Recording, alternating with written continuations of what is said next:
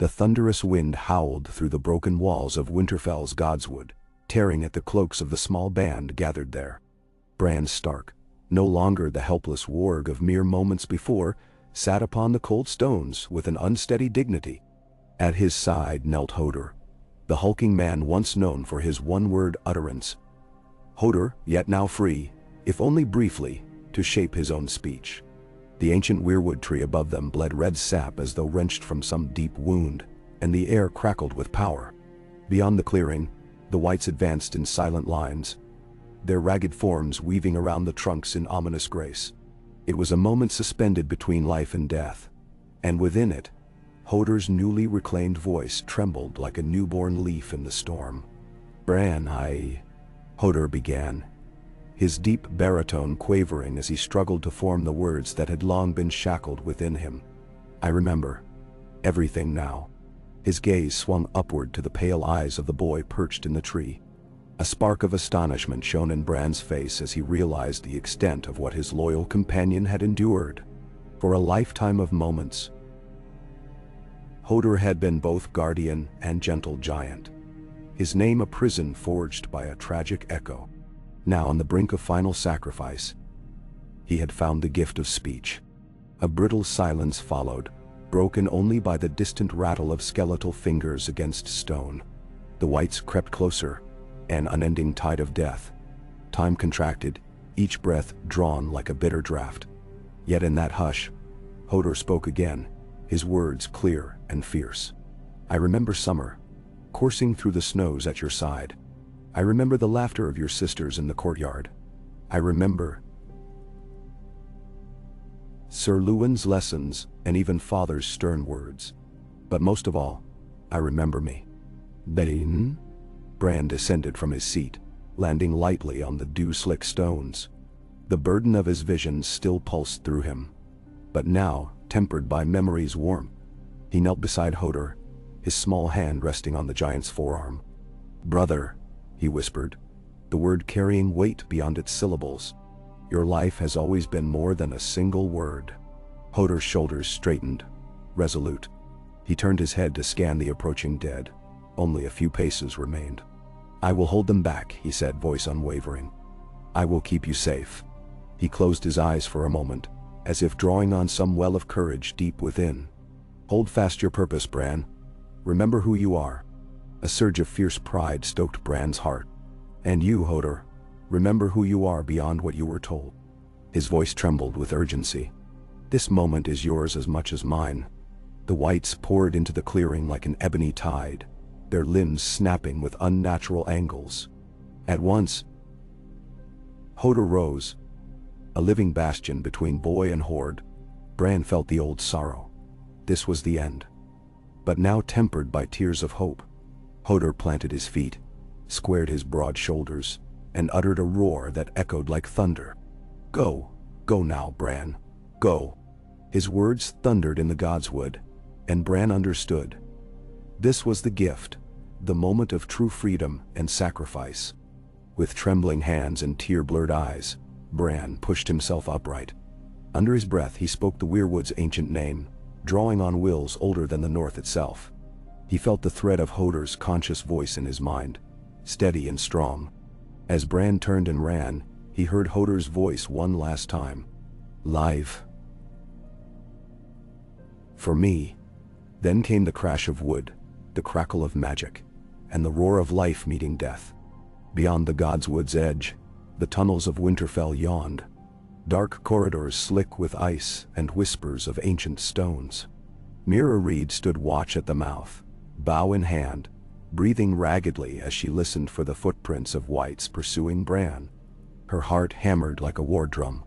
She had promised Hodor she would save them both, but every promise weighed heavy when the dead fell like rain.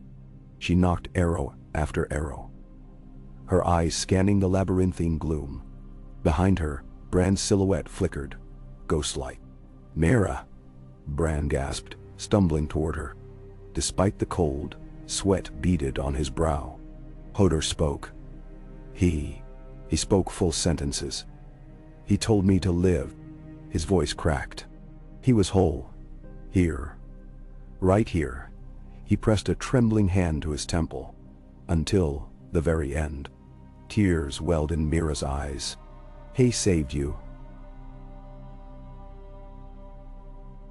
she breathed. "He gave his life so you could fulfill your destiny." Bran barely registered the words. His mind swirled, caught between sorrow and wonder. He was more than Hodor, Mira.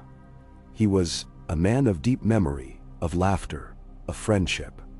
And I betrayed him. He sank to his knees, regret strangling him.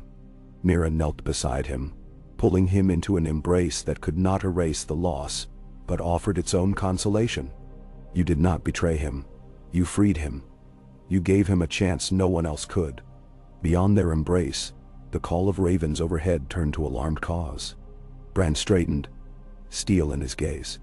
"We must press on," he said, voice trembling but firm. "The Night King's voice still bears on winter's wind." Mira nodded, pushing a strand of hair from her eyes. "Then let us go." For Hodor, they rose into the darkness, hearts steeled by sacrifice. Behind them, the faint hum of magic and the last dying echoes of battle slipped into silence. In that hush, time seemed to fracture. Bran stumbled through visions, moments of a life unlived. He saw Hodor as a child, opening his mouth to utter his first words. Wylis, the name his mother had whispered in her dreams. He saw the boy swing a sword awkwardly, laughter dancing in his eyes. He saw Wylis riding summer like a knight of old, racing the wind. Each vision burned him with hope and anguish. Then a single promise sustained him. He must remember Hodor, the man, the brother, who had reclaimed his voice for love. Beyond the tunnels, a vast hall yawned. The great hall of Winterfell, deserted but for the wind's lament through shattered windows. At its center stood a dais, now cracked by ice. Bran's house was assembled here. Sansa, Arya, Jon Snow, Davos, the Reed siblings, faces etched with grief and resolve. At Bran's approach, the silence deepened, as though the very stones grieved. Sansa strode forward, her cloak of direwolf fur dragging snow in her wake. Her eyes, gray as winter seas, fixed on her brother. "Bran," she intoned, voice echoing off the walls. "Tell us what has transpired." Bran lifted his head, drawing on memories fresh as blood. He told them of Hodor's moment of speech, of the sentences that shone like dawn, of his selfless stand in the Godswood. When he spoke of Hodor's final words, tears glistened in every eye. Arya's hand trembled on Needle's hilt. He spoke like the rest of us.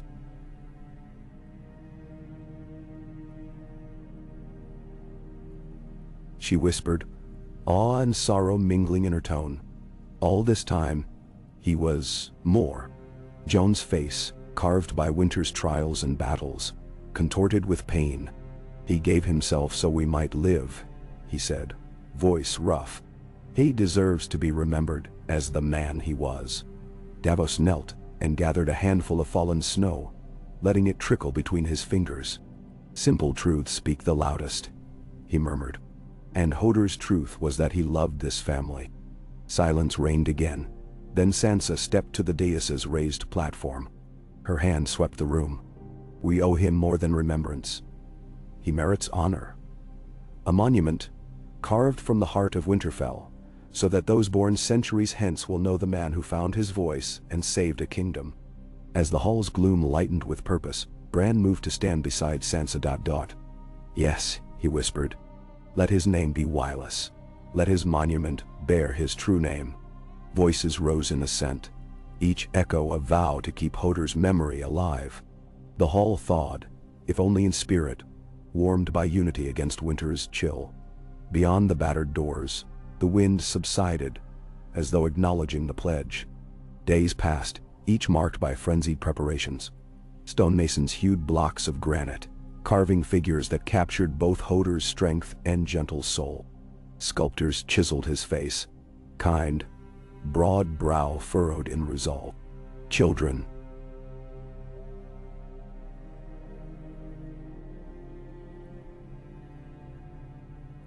Stark girls and Reed boys alike, whispered stories of the giant who spoke but once and saved them all. Maesters pored over tomes inscribing the new name, Wylus, into Winterfell's chronicles. And Bran watched it all, a silent sentinel carrying grief and gratitude in equal measure. His visions still beckoned, urging him toward the future shaped by Hodor's sacrifice. In the chaotic lull between battle and rebirth, he found clarity. Memory was a living thing, a tapestry woven by both word and deed. Hodor's words, spoken in final hours, would resonate long after the winter thawed. One dawn, the skies cleared, revealing a fragile blue above Winterfell's battered ramparts. The monument stood in the Godswood, at the very place of Hodor's stand. Towers of marble and granite bore the fierce shape of Wylus. Fist clenched, stance unyielding, eyes lifted toward the heavens. At its base, an inscription ran in the old tongue. He was called Hodor. He bore the weight of silence. And in his final hour, he remembered his true name, Wylus, and spoke a kingdom's salvation. Many. Bran stood before it, hand pressed to cold stone. He closed his eyes, hearing Wylus' measured voice within. Live for me and them, he whispered, I will. And the words carried on the wind, gentle as a brother's promise. Around him, the people of the north gathered, Starks, Reeds, Umber, Karstark, each bearing tokens of remembrance, carved wooden statues, wildflower wreaths, scraps of cloth. Mira stood at Bran's side, her face both solemn and proud. Sansa and Arya flanked them, their presence a living testament to Hodor's gift. Jon, his greatsword resting on his shoulder, cast a glance at the monument, swallowing grief with quiet strength. When the last wreath was laid, Bran lifted his staff, the weirwood's magic humming along its length, and spoke with the voice of many. Hodor served me when my legs would not. He protected me when my sight was clouded. He loved me beyond words. Let this monument stand not merely as tribute, but as promise, that no voice shall ever be forgotten, and every life, no matter how small or simple, bears the spark of destiny. Thou. A hush fell again, profound and sacred, as though the very Godswood held its breath. Then, from every throat, rose the chant of Wylus' name. Wylus, Willis, Willis. The sound echoed through the trees, weaving around the Godswood's silent witness. Above, the weirwood's white branches quivered, and red sap trickled in rhythm with the chant. It was the song of memory, the hymn of the living to the fallen. That night, Winterfell's halls rang with celebration. Quiet, reverent. A feast was laid in Hodor's honor. Roasted boar, honeyed breads, barrels of northern ale. Laughter mingled with tears, and stories of Wylus' kindness and strength flowed like wine. Bran joined the table, resplendent in furs, his eyes bright with purpose. Tell that tale again, he urged a young squire, who began recounting Hodor's rescue of Bran in Winterfell's courtyard years ago. As the boy spoke, Bran's mind drifted to the echoes of Hodor's final words, and to every silent hour they had shared. In the warmth of the hall, surrounded by family and allies, Bran realized that death had not silenced Hodor, but had set his voice free for all time. Each word he had spoken, each memory he had reclaimed, wove a thread in the tapestry of stories that would bind the North together through seasons of hardship. Morning would bring new challenges. Beyond the snows, the Night King still gathered his strength, but for this night, they honored Wylus. In the flickering torchlight, the bones of the old Stark legends rattled with fresh life, and the walls of Winterfell stood not as reminders of past terrors, but as bulwarks of hope. And somewhere in the quiet dark, a single word still lingered. Hodor. A name once limited, now boundless, carried on every breath of wind, and enshrined in every heart. Thus did the man who spoke only Hodor become the giant whose final gift was 1,000 sentences of remembrance, each one a step toward a future he could never live to see. Oh, Ka. And the dawn after the feast broke pale and fragile over Winterfell. Pale light filtering through frost-veined windows and illuminating the scattered footprints in the courtyard's fresh snow. Bran rose before the sun, restless, his dreams still echoing with Hodor's voice, now wireless, urging him forward. The wind carried the faint clatter of hammers as stonemasons returned to the godswood, refining the monument's details. The subtle curve of muscle beneath stone, the gentle tilt of the head as though listening to some distant whisper. To Bran, each chiseled line was a prayer, each strike of mallet on granite, a heartbeat in wireless memory.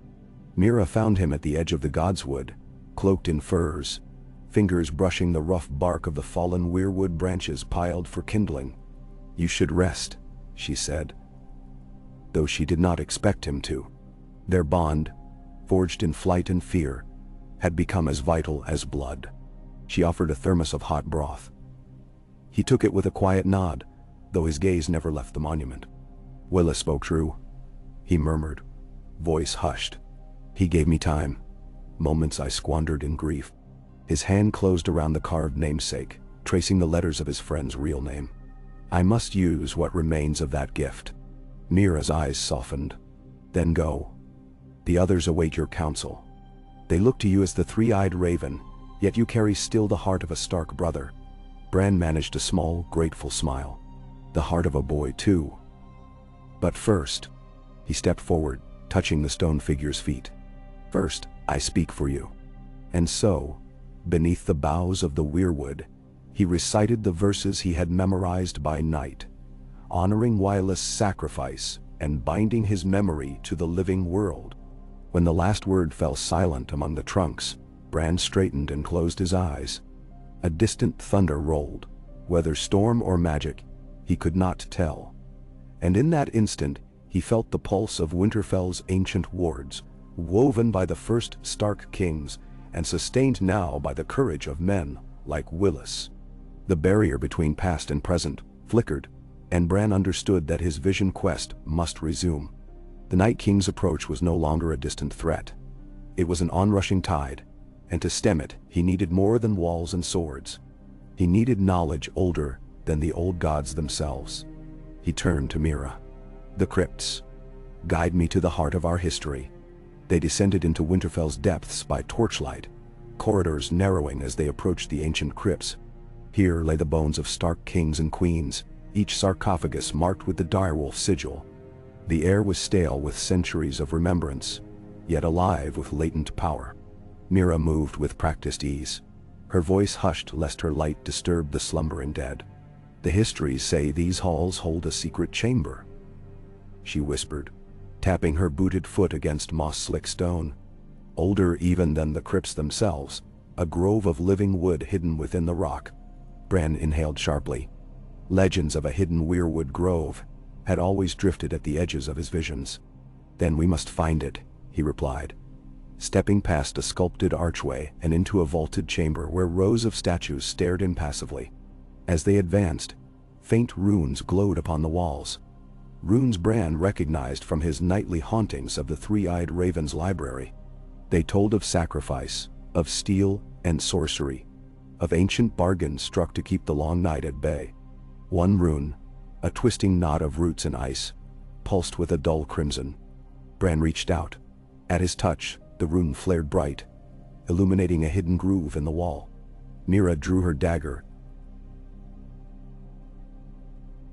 slicing along the groove. The stone shuddered, and a hidden door creaked open. Beyond lay a narrow stair carved into living rock. The stale air gave way to cool, living breath as they descended. At the bottom, a cavernous space opened, and Bran's breath caught. Before him stretched a forest of small weirwoods, their crimson leaves glowing faintly in the torchlight. Roots snaked along the floor, and sap drifted in silver droplets like falling stars. At the heart of the grove stood a single tree, larger than the rest, its bark white as bone and veins of red sap, glowing bright as veins of life. Bran approached it reverently. "This is the root of Winterfell's power," he breathed. Opening his palms, he reached to press them against the trunk. Instantly, memories flooded him. The original Sons of Winter, forging pacts with creatures of ice, the first lovers of the North, dreaming of peace beneath these boughs. The making of Winterfell itself, drawn up from the earth and rooted in magic older than the first men. He turned to Mira, eyes shining. We can strengthen the wards here, bind our people's will to the land. But we must also learn the old words. She nodded, drawing from her pack a scroll of parchment and quill. The runes you saw above, they correspond. If we transcribe them here, inscribe them upon the gates, the walls, and carve them at the roots, Bran finished, so that every step taken in Winterfell renews the pact. He closed his eyes and began to chant in the old tongue, syllables falling like stones upon the root tree. The tree trembled, leaves rustling in a sound like distant thunder. The sap's glow deepened, spreading outward until the entire grove was bathed in red light. Bran felt the pulse of life and power intertwine with his own heartbeat, weaving him into the living magic of Winterfell. When the chant ended, silence reigned. The glow receded, leaving the grotto eerily quiet, as though it had never stirred. Bran exhaled, flesh tingling with newfound strength. The wards are awake again, he said softly. Soon, no enemy, living or dead, will breach these walls without my knowing. Mira smiled, relief brightening her features. Then our people have hope. She paused, glancing at the torchlight flickering on the roots. But the Night King will come for you here. We must prepare. Bran nodded. I know. Yet I do not fear him as I once did. Willa's sacrifice taught me that every death can echo as life. And I intend to make every brink of darkness bear the light of memory. He stepped back, taking one last look at the inner grove. Let us return. There are stories to tell, and armies to raise. They emerged back into Winterfell's hall just as the sun reached its zenith, full and unforgiving. Word of Bran's descent into the hidden grove had preceded them. Sansa waited with petitions flooding in from lords across the north, while Davos and Tormund argued strategy before a massive map of the realm. Sir Davos' grizzled face softened when he saw Bran. Sansa's expression, though composed, carried the weight of relief. My lord, she greeted, bowing her head slightly. Your vision has rallied the clans. Only a few still doubt, but all seek to stand behind you. Bran gave a curt nod, feeling the strength of the hidden wards beneath his feet. Tell the lords we will hold Winterfell. The magic of the First King stirs again, and the north will not break. Tormund roared with approval, slapping his great claw upon the table. Aye, the giants will stand at your side. His grin showed missing teeth and fierce loyalty. Davos laid a steadying hand on Bran's shoulder. And the ships of the Iron Islands and even the Lords of the Vale have pledged men. Winterfell's beacon shines bright. Bran allowed himself a moment's satisfaction. The unity that Hodor's sacrifice had kindled now spread beyond the walls, forging alliances long thought frayed. Yet he felt the chill of coming winter in his bones. Every hour bought in the Godswood and the crypt's hidden grove had cost a lifetime of silence for Wylis. Now Wylis' name bound the people of the north together, but at what cost should the Night King breach their defenses? Sansa spoke then, her voice carrying both compassion and command. We must secure the Godswood, the crypts, the walls, every threshold, place the runes, activate the wards, and gather our forces. When the dead come, they will break like waves against stone. Bran looked at her, pride warming him. And when they break, they will find only memory and defiance. He hesitated, then added, we should also prepare a council, representatives of every house. Let them speak the old words at each gate, so that every bannerman knows that in Winterfell, the past stands guard over the present. Now. Sansa's lips curved in a glad smile. Then send word. I will write the summons. Through the afternoon and into long evening, the castle thrummed with purpose. Maesters and septas worked alongside smiths and masons. Scouts rode out to harry the Night King's scouts, while rangers laid traps in the Wolfswood. In the heart of it all, Bran walked the walls, speaking words of power and memory, carving runes into hidden sockets, so that the wards he awakened in the Crypt Grove would bloom like winter roses around Winterfell. Mira rode beside him on the battlements, her bow slung across her back. You've set the old magic in motion, she said quietly. When the Night King strikes, these wards will buy us precious time, Bran traced a rune by torchlight. Time enough to remind the living what we fight for. Time enough to call Wylus' name and feel his courage in our veins. He straightened, looking out into the darkening horizon. I want you at my side when he arrives. You've more claim to this magic than I. She inclined her head. I'll stay until the last white falls. Her eyes flicked to the distant silhouette of the wolfswood. But then I think I'll find your sister. She needs my help now more than ever. Bran's heart clenched at the thought of Arya alone. But he knew Mira was right. Go to her. And tell her I will join after the battle, to guide her further. And before Mira could answer, a messenger in northern leathers arrived, breath steaming in the chill air. He handed Bran a sealed scroll. The sigil was one Bran had not seen before. 3 trees entwined around a sword. Bran broke the seal. As he read, his expression hardened. The Blackwood and the Brackens both ride with us. But they say the Ironwood's folk hesitate. They demand proof the old magic holds true. He rolled up the scroll. Send them word. Let them stand with Winterfell at the Godswood monument at dawn. If they still doubt, I shall summon them again. He paused. Tell them the first to hear Wylus' words in battle shall know their price. Mira dismounted and offered her horse to the messenger. Ride hard, she said. Winterfell's faith depends on you. The man bowed, striding off into the gathering darkness. Bran watched him go, then turned back to the wards glowing faintly beneath their feet. We build not only walls of stone but walls of memory, he murmured. And it will take every name, every story, to hold back the night.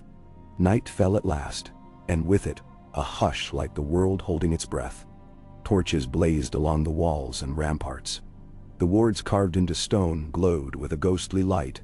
Within Winterfell, fires roared in hearths, and tables groaned beneath platters of food and ale. Banners snapped in the wind, their familiar sigils. Wolf, stag, trout and all, flapping in solemn salute.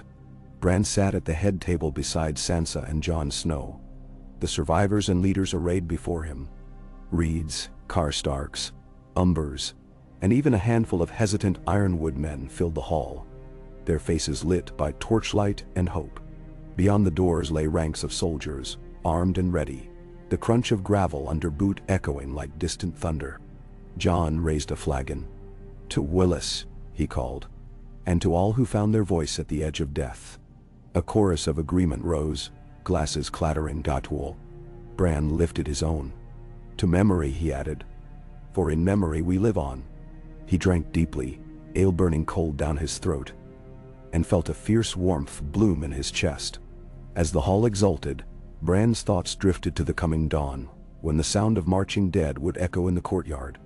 He remembered Hodor's final words, live, for me, and them, and steadied himself. Soon, he would stand where Wylus fell, and he would face the Night King. But he would not stand alone. Every story carved into Winterfell stones, every rune glowing beneath the walls and crypts, every man and woman who raised a sword or whispered his name would stand with him. He closed his eyes, feeling the weave of life, memory, and magic hum beneath his feet. He felt Wylus' presence there, in every carved line and every spoken vow. And he knew, no darkness could extinguish the voices of those who remembered. So when the battle came, it would be a chorus, unending and resolute. A testament to the man who once spoke only one word, yet in his final breath gave a kingdom 1,000 sentences of remembrance. And in that chorus, the North would endure. Oh, Ka. Oh. Bran slept little that night. The torchlight in his chamber dimmed and died, leaving him alone in a shroud of restless thought. Images of Wylus, Hodor, in his final moment flickered behind his eyelids, the fierceness of his stance in the Godswood, the clarity of his reclaimed voice, the tarried Bran to safety. Beyond memory, a new dawn threatened. The Night King's forces would be upon Winterfell within days. Every stone set, every runic ward etched, every allied banner raised would soon be tested by ice and death. He rose before the first pale light, pulling on furs and cloak, without ceremony. The hallways were empty and cold beneath his boots, the silence broken only by the distant creak of settling walls. Toward the god's wood he walked, through courts half buried in snow and past statues carved with faces long forgotten. Each step drew him nearer the place where Hodor's sacrifice had transformed him from simple giant to legend. At the edge of the clearing, the monument to Wylus stood silent, the faint glow of sap-red veins in its stone barely visible in the gray dawn. Bran knelt before it, head bowed. He spoke aloud. His words carried on his breath in the frozen air. "I come not only for myself, but for every man and woman who gave their voice to this land." He offered the small vial of water, drawn from Winterfell's well and warmed at his hearth, and poured it at the statue's feet. "May this water mingle with your memory and renew your strength in the hearts of our people." He stayed long enough to feel the weight of his oath settle upon him, then stood and returned through the silent courtyard. Mira found him near the gates, boots dusted with snow. She bowed her head. "You honor him well." Bran nodded. "And now we honor all who stand against the night." The gates opened onto the Wolfswood Road, where the first of their forces had assembled. Though the winter air stiffened the banners on their pikes, the men and women there, stark levies, reed archers, wildling spearmen, stood tall and ready. Their breath puffed like prayer flags in the cold. They carried weapons sharpened by hours of labor. Their eyes shone with the fury of those who would not yield. At the front stood Tormund Giantsbane, his flaming sword brand in hand, and Sir Davos Seaworth, cuirass polished to a dull gleam. Bran mounted his horse, with Mira at his side. The small host bowed when he rode up, and he raised a hand in greeting. Silence pressed in. Then he spoke, voice ringing through the crisp air. "Today we ride not merely for Winterfell, but for all who call the North their home. We ride for those who fell unremembered, whose names have been lost beneath snow and time. We ride to forge the living future from the bones of the past." "Menwerwinen." A roar answered him, a roar he had never heard escape stark lips, mixing raw grief with unstoppable hope. They moved as one then, a little host threading between pines and birches, heading to meet the shadow on the horizon. The journey was bitter. Snowdrifts half buried the old stables and waystones, forcing the riders to dismount and lead their mounts through waist-deep drifts. Cold bit through layers of furs, freezing boots and fingers. Yet none faltered. Bran felt their resolve as a living thing, binding them in a single current of purpose. At midday they reached the burned gate, where a ravine cleaved the forest, and there the Night King's vanguard had struck first. Blackened awnings of collapsed siege frames lay scattered, the few survivors huddling behind a collapsed wall of ice and shattered wood. "Reinforce the barricades," Jon Snow called, appearing at Bran's side as though risen from the earth itself. His cloak of dire wolf fur trailed the snow, and his eyes burned with defiant light. "We will hold them here until the main host arrives." Bran dismounted into the waist-high snow. "Then this shall be our stand, and our testament." He pointed to the ramshackle barricade, fallen beams, carts upended, tangled stakes. "Lay iron spikes here, clog the approach with sharp logs. Reed archers along the ridges, wildlings covering flanks. I will set the wards." He strode forward, drawing the bones of Winterfell's old runic carvings from his cloak. As he worked, the tip of his finger tracing lines in the snow, the staff planted to anchor each rune to the earth. A hush descended. The air itself seemed to listen. Mira saw the glow begin beneath the drifts, faint circles of power pulsing at the barricade's heart. "Archers, ready!" cried Mage Mormont, her horned helm gleaming. On the ridge above, Reed and Mormont archers knocked arrows, poised for the assault that would come. Bran finished the final rune and stepped back, staff planted firmly in the snow. "So long as memory holds, let no darkness pass." His words were carried by the wind, rippling through the trees like the echo of Hodor's final roar. For a moment all was quiet, then a chill ran through the world. Ranks of wights advanced from the ravine, blackened shapes knitting together in snarling wave. Behind them on the ridge rose the Night King himself, mounted on undead horse, spear of ice held aloft. His pale eyes locked on Bran with an emptiness that promised oblivion. At that sight, Jon Snow raised Longclaw high. "For the North," he cried, and vaulted into the snow. Tormund's horn blared its savage note. Mage Mormont let fly her great horn, a summons to battle, and then the frozen tide broke. Steel and ice screamed in the narrow defile as wights crashed against barricade and defenders answered in kind. Reed arrows darkened the sky as they rained into the throng of undead, each shaft shattering on impact, or felling a creature that dissolved into drifting bone shards. Wildling spears found necks and ribs. Mormont axes cleaved through armor and flesh. Every death brought a burst of warmth to those wielding steel, a spark of defiance. Amid the fray, Bran raised his staff. Circles of pale runic light wove through the barricade, glowing brighter as wights approached. When the first hands of the dead slipped over the spikes and logs, the runes flared, melting snow and bone in bursts of searing magic. Ice shattered underfoot, and the creatures screamed, a sound like metal rending. Yet they pressed on. The Night King, atop his mount, spurred forward, spear lowered. He plunged toward the heart of the defense, where Jon Snow and Bran stood back to back. Bran planted his staff and began to chant, drawing deeply on weirwood power. Runes about him glowed, threads of life weaving through death. Frost whipped about his feet. The ground heaved, sending fissures across the snow. As the Night King charged, a line of crackling energy shot forth, colliding with horse and rider in an explosion of ice and wind. The Night King was thrown from saddle, his mount shattering like a statue under the force. For a breath, all was still. The Night King rose,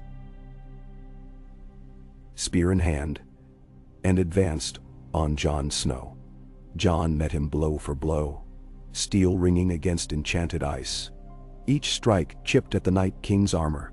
Each counterstrike drove Jon back, armor dented, cloak torn. Still, Jon would not fall. Bran watched, heart seized. He extended his will through the runic network beneath the defender's feet. Runes under the dead flared, roots of magic bursting through the ice. The ground trembled, uprooting wights and swallowing them in earthen maw. A dozen fell at once, their limbs entangled in root and rock. Cheers rose behind Bran as the battle turned back the tide. But the Night King advanced with inhuman calm, reaching Jon's shield and shattering it with a thrust. Jon staggered, sword arm raised in desperation. Bran could not stand idly. He gathered every rune's light into a beam of red sap, bright grief, that shot from his staff's tip and struck the Night King's chest. For a flicker, his pale flesh cracked, runes flashing, and he reared back. The blow drove him toward the barricade, toppling wights as he slammed into the wood and iron stakes. For a moment he lay still, spear quivering at his side. Jon staggered to his feet, sword dripping ice. He took a step forward, then halted as the Night King rose, spear in hand, shouting challenge without a voice. Around them, the dead rallied once more. Bran raised his staff again, chanting with new urgency. The runes beneath the barricade erupted in a wave of crimson light, sweeping toward the Night King. Root and wood and ice merged in the blast, sending him reeling backward into the ravine. He fell, spear skittering across the stones. For a heartbeat he lay unmoving, his icy eyes staring blankly at the sky. Then his chest cracked open as though struck by some unseen maul, and he dissolved into motes of frozen ash. Silence followed, the silence of a world unbalanced. Then the remaining wights flickered and collapsed, their forms melting as though the spark that animated them had been snuffed. Jon Snow lowered Longclaw, breathing ragged. He met Bran's gaze and nodded, a fierce light in his eyes. "You did it," he said. Bran lowered his staff, voice trembling with both relief and sorrow. "We did it, for Wylus, and for every memory we bear." Around them, the survivors let out a roar that shook the trees. Shields were raised, horns blown, and a great cheer rolled through the Wolfswood Gorge. Mage Mormont laughed, red-faced, and clapped Tormund on the shoulder. Reed archers reloaded and fired one final salute into the sky, an arrow tipped with red cloth torn from their banners, sailing high above the fallen barricade. Mira exhaled, leaning heavily on her bow. "The wards held," she said softly. and Winterfell stands." Bran looked down into the ravine where the Night King had fallen. No trace remained but a smear of frost-blackened rock. He knelt, resting a hand on the ice, and whispered a single name: Wylis. Behind him, Jon Snow and Meera joined in the fallen hush. Bran closed his eyes, feeling the weight of that name settle into the earth, woven forever into the tapestry of remembrance that had saved them all. And in that stillness, beneath the towering pines, the North remembered. Oh. Bran felt the shudder pass through the wolfswood as the last echoes of battle died away. Around him, the scattered survivors gathered their dead and tended the wounded. Snow fell in lazy flakes, softening the harsh outlines of broken bodies and shattered weapons.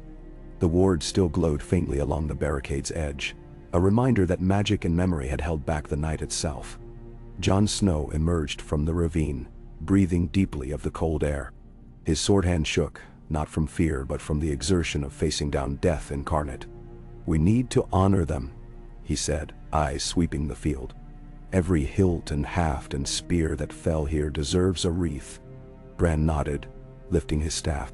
He called upon the wards beneath the snow. Slowly, lines of pale red light traced themselves over frozen ground, weaving patterns that echoed the weirwood's veins. As he spoke the old tongue, snow gathered upon each rune, blooming into wreaths of white petals that drifted gently to rest atop the silent forms of the fallen. Reed archers and Mormont warriors paused in their grim task to watch with reverence as the living land itself mourned its dead. Meera knelt beside a cluster of white bones that had shattered on the stakes, whispering a prayer for the souls they once housed. "May they find rest," she murmured, gathering broken shafts and shattered shields. "And may we never have to face this horror again." But in the glow of the wreaths, Bran glimpsed the truth of what had been done. "This is not the end," he said, voice low. "The Night King may be slain, but his darkness was born of fear and forgetting. We have driven back the shadow, but the light must endure." He looked to Jon, whose wolf's blood gaze met his. "Let us return to Winterfell and forge a memorial there, a hall of memory. Let no name go unspoken." Them? By the morrow's dusk, the host had buried their dead in a great field beyond the burned gate. Long trenches marked rows of graves, each covered by a single slab of local stone. Into each slab, the carver's hammer etched a name, or, when lost to the frenzy of whites, a word: Unknown, or Bran's Vanguard, or Northwall Archers. At the head of the field stood a simple monolith carved with the direwolf, bearing these words in the common tongue: "Here lie those who stood between winter and oblivion, whose courage bound us all." Bran watched from the dais erected at the head of the graves, wind stinging his face. Sansa stood beside him, her black cloak catching the last glow of sunset. Jon knelt before the largest trench, that of the reed archers who had died shielding the rear guard, and laid a wreath of weirwood blossoms. Meera placed a salmon-shaped token atop his grave, an emblem of her house gratitude. When all had paid their respects, the lords and captains filed to their horses. Bran lifted his hand. "We ride for home," he announced. "But know this: Winterfell welcomes all, as sanctuary, as remembrance, as home." Cheers rose, muffled by blankets of snow, and the column moved out, the banners fluttering like dark flames against the twilight. Winterfell's gates opened wide at sunrise to receive them. Soldiers fingered the runes carved into each buttress, marveling at their power. Villagers lined the walls, faces pale with worry and relief. Children clutched strips of cloth torn from the banners of fallen houses, weaving them into dolls whose arms were spread wide in silent tribute. Even the old maester, bent beneath years of study, paused to trace the glowing runes with trembling finger. Inside the hall, a council assembled. Sansa presided with the calm authority of a queen whose fire had been tempered by grief. Lord Glover of Deepwood Moat and Lady Mormont of Bear Island spoke of petitioning the crown for official recognition of the North's sacrifices. Lord Serwyn proposed that a new order of knights be founded, the Order of the Red Sap, to guard the wards and chronicle the stories of those who had fallen. Bran sat between Jon and Sansa, listening. When it was his turn, he stood, staff in hand, and addressed the gathered. Winter did nearly claim us all. But we remembered, by speaking our true names, by carving our runes, by standing with one another. From this day forward, let every child in the north learn of Wylus, of Reed, of young Edrin Mullen, who held the western watch, of old Torhen Karstark, who fell sealing the breach. Let our history be alive, told year after year, around hearths and in halls. A voice spoke then from the back. Young Lyanna Stark, newly returned from training with the Brackens. Let us write it down, she said, bringing forth a vellum scroll and quill. Let us build a library here, one devoted to memory, where every tale can be found. Elders nodded. A hall of echoes, murmured Maester Orison, ace of learning and remembrance. Thus was born Winterfell's first living library. Shelves hewn from oaken beams taken from the shattered ramparts, manuscripts scribed by every house maester and septa, oral histories collected by villages, song and verse recorded by the wandering bards the Stark bannermen sponsored. Bran watched the work commence, realizing that Wylus' gift had opened a new chapter for the North. The words spoken in those final hours, live, for me, and them, would ring in every whispered tale and every page turned in that hall of echoes. Magic and memory, spoken and carved, would stand as words far stronger than any wall. Winter tightened its grip as weeks turned to months. The days grew shorter, the nights hung heavy with frost. Yet within Winterfell's walls, the embers of life burned bright. Children learned to write by practicing the old tongue's runes. Archers drilled beneath wards that shimmered on the wall. Old shields were reforged and repainted, bearing new paintings of Wylus astride summer, his staff uplift. Each stroke of the painter's brush was a prayer, each line of ink a heartbeat. Mira, having recovered from her wounds, took to training the next generation of rangers. Under her tutelage, they learned to move like ghosts through the wolfswood, to listen for the stir of wolves and the rustle of snow beneath hidden footfalls. She told them of the hidden crypt grove, of how they might call upon its magic in dire straits. Whenever she spoke of what Hodor Wylus had taught Bran, her voice trembled with respect and affection. Her students gathered around her, enthralled by a story of a man who had been bound by one word, and in his final hour had spoken 1,000. Jon Snow patrolled the walls each dawn, blade in hand, testing the gates and secret passages. He and Lyanna Stark would ride to the Wolfswood's edge, reading the wards and ensuring no breach formed. The loyalty of the North, once fractured by petty quarrels, now held firm. Wildling scouts brought word of tribes who had heard of Winterfell's defense, and now sought alliance, pledging their loyalty in exchange for sanctuary when the long winters came. Sansa oversaw reconstruction in the castle's lower wards. New workshops hummed with activity, smelters forging farm tools, looms weaving blankets bright as spring's first flowers, kitchens perfuming the yard with roasts and pies. She bore the weariness of a leader tempered by hardship, but also the gentle hope that arises when a community bands together to survive. Bran withdrew often to the Hall of Echoes. There, he added to the growing library, writing in his elegant hand the tales of his own journey. The night he lost his legs, the time he flew as a raven, the battle beneath the Godswood where Wylus spoke free. His words carried the weight of truth and the spark of wonder, and those who read them felt the magic stir within their souls. Spring arrived late, seeping through the great gates on a single warm breeze that sent birdsong into Winterfell's courts. The snow thawed into rivulets that babbled through newly dug ditches. Carpets of crocus and snowdrop pushed through the hardened earth, and the weirwood's new leaves shimmered like emerald fire.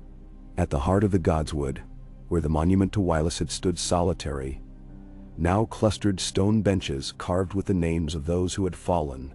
Here, the people gathered each dawn to offer prayers and to speak aloud the names of the dead, ensuring none were forgotten.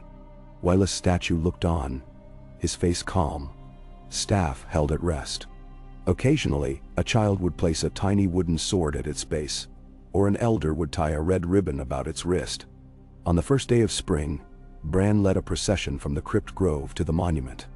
Accompanied by Jon, Sansa, Lyanna, Mira, and a company of young rangers, he carried a sapling from the hidden grove, a small weirwood no taller than a child's arm. At the monument's feet, he planted it. As his fingers pressed the earth, he whispered the old tongue. From death, life. From silence, voice. Dandero. The ground trembled faintly, and the sapling's leaves unfurled. A soft glow pulsed through its veins. The gathered knelt in awe, recognizing that the cycle of sacrifice and renewal would endure as long as Winterfell stood. Jon placed a hand on Bran's shoulder. "Your vision has saved us," he said, voice thick with emotion. Bran smiled, gaze drifting to the young weirwood. "No," he replied gently. "His memory saved us. His gift showed us what words can build." He looked at each face around him, faces born of winter's hardship, but warmed by memory's flame. "Now," he continued, "we write the next chapter." And so the North began again, bound by stories spoken and carved, by names spoken aloud in the wind, and by the promise that every sacrifice would be remembered, every word would matter, and every life would echo through time. The weirwood's new sapling stood witness to that vow, its branches reaching skyward as though to whisper, "Hodor, Willis, Dut, always remembered, Indao and oh." The sapling's glow pulsed softly in the dawn air as Bran stepped back, allowing the gathered to admire its slender trunk and unfurling leaves. A hush fell over the crowd before a ripple of voices began, low and reverent, as each person spoke the name of someone lost in the long night. One by one, names drifted on the breeze: Edrin, Torhin, Myra, Caleb, until the air seemed thick with memory itself. As the last name faded, a hush deeper than any winter settled in its place, as though the land itself bowed to the promise of remembrance. Jon Snow cleared his throat. "Let us return," he said, voice soft but steady. "Many tasks await us within these walls." He offered his arm to Sansa, who accepted it with a grace that had come through hardship. Bran and Meera fell in behind them, and a procession formed, winding through the God's Wood and back toward the heart of Winterfell. Inside the castle, corridors bustled with renewed purpose. In the great hall, artisans bent over new shields and standards, emblazoning each with scenes of the battle at the burned gate. Bran's wards glowing in stone relief, Wylla's statue crowned with blossoms, and Jon's blade raised against the Night King. Children gathered at the walls, tracing with chubby fingers the runes carved into the marble pillars, while septus and maesters led them in the old prayers of protection. Each step through the castle felt like walking through a living tapestry stitched together by sacrifice, by magic, and by the unbreakable resolve of the North. Bran lingered before one tableau depicting the hidden crypt grove, branches of weirwood intertwining with the roots beneath the castle. He drew breath as he recalled the hush of that subterranean forest, the sap's silver light, and the unveiling of truths long buried. The painting captured the moment when he first pressed his palms to the ancient trunk, and the magic had surged through him like wildfire. He reached out, fingertips brushing the cool stone, and whispered, "Thank you, Wylis, for every truth you spoke, and for the gift of speech itself." Meera, standing just behind him, laid a hand on his shoulder. "You carry his story now," she said, "and all who gaze upon this will remember that the living owe their voices to those who fell silent." She turned, ducking under a low timber, and led him toward the council chamber. The chamber had been renovated during the lull. Stone benches replaced the old wooden chairs, and a circular table sat at its center, carved with the intertwined sigils of the northern houses. Around it gathered leaders from the clans: Lady Mormont, Lord Glover, Lord Reed, and envoys from the Ironwood folk, who now bore no hesitancy in their eyes. Lyanna Stark presided over a group of scholars copying maps and ledgers, consolidating territories and resources for the rebuilding effort. Sansa looked up as they entered. "Good," she said, voice brisk but warm. "We are close to finalizing the borders of the new alliances. The Vale and the Iron Islands have pledged ships in exchange for winter provisions, and the Riverlands have agreed to grain shipments once the roads clear." She tapped a quill against the ledger before her. "And the first of the Hall of Echoes volumes will be ready for dedication at midsummer." Bran slid onto a bench beside her. We should send word to the wall, he suggested. Send copies of the runic ward patterns, so they might reinforce the settlements along the Shadow Tower and East Watch by the sea. He traced a rune still faintly glowing in the chamber's hearthlight. Let them know that the old magic lives, and that the realms beyond the wall are never forgotten. Sansa nodded. Already started. Maester Fenwick departs at first light with ravens carrying the designs. She offered a small, wry smile. He's nervous, despite the fact that he's the one who drew the charts. He says he feels like a child set loose in the howling wind. Bell. Jon re-entered, flanked by two wildling chieftains, Olgar and Ygritte's daughter, Misa Dadata. Their faces were stern but hopeful. They come with gifts, Jon announced, leading them forward. Olgar brings the first hunting in the Wolf's Wood, Joar stag and winter boar, to restock our larders, and Misa brings her people's winter furs and leathers, to ensure none go cold again. The chieftains knelt, presenting their offerings in humble ceremony. Sansa accepted them, and for a moment, the chamber felt as though it held the entire north within its walls. Men, women, and children bound together by blood, by history, and now by the shared memory of those who lay buried beneath the snow. Bran rose, staff in hand. Tonight, he said, we gather for a feast in the Hall of Echoes. We will dedicate the first volumes, Tales of Wireless, of the battle at the burned gate, and of every act of courage that saved the North. Let the words echo in every hall and hearth. And tomorrow, at midday, we ride again.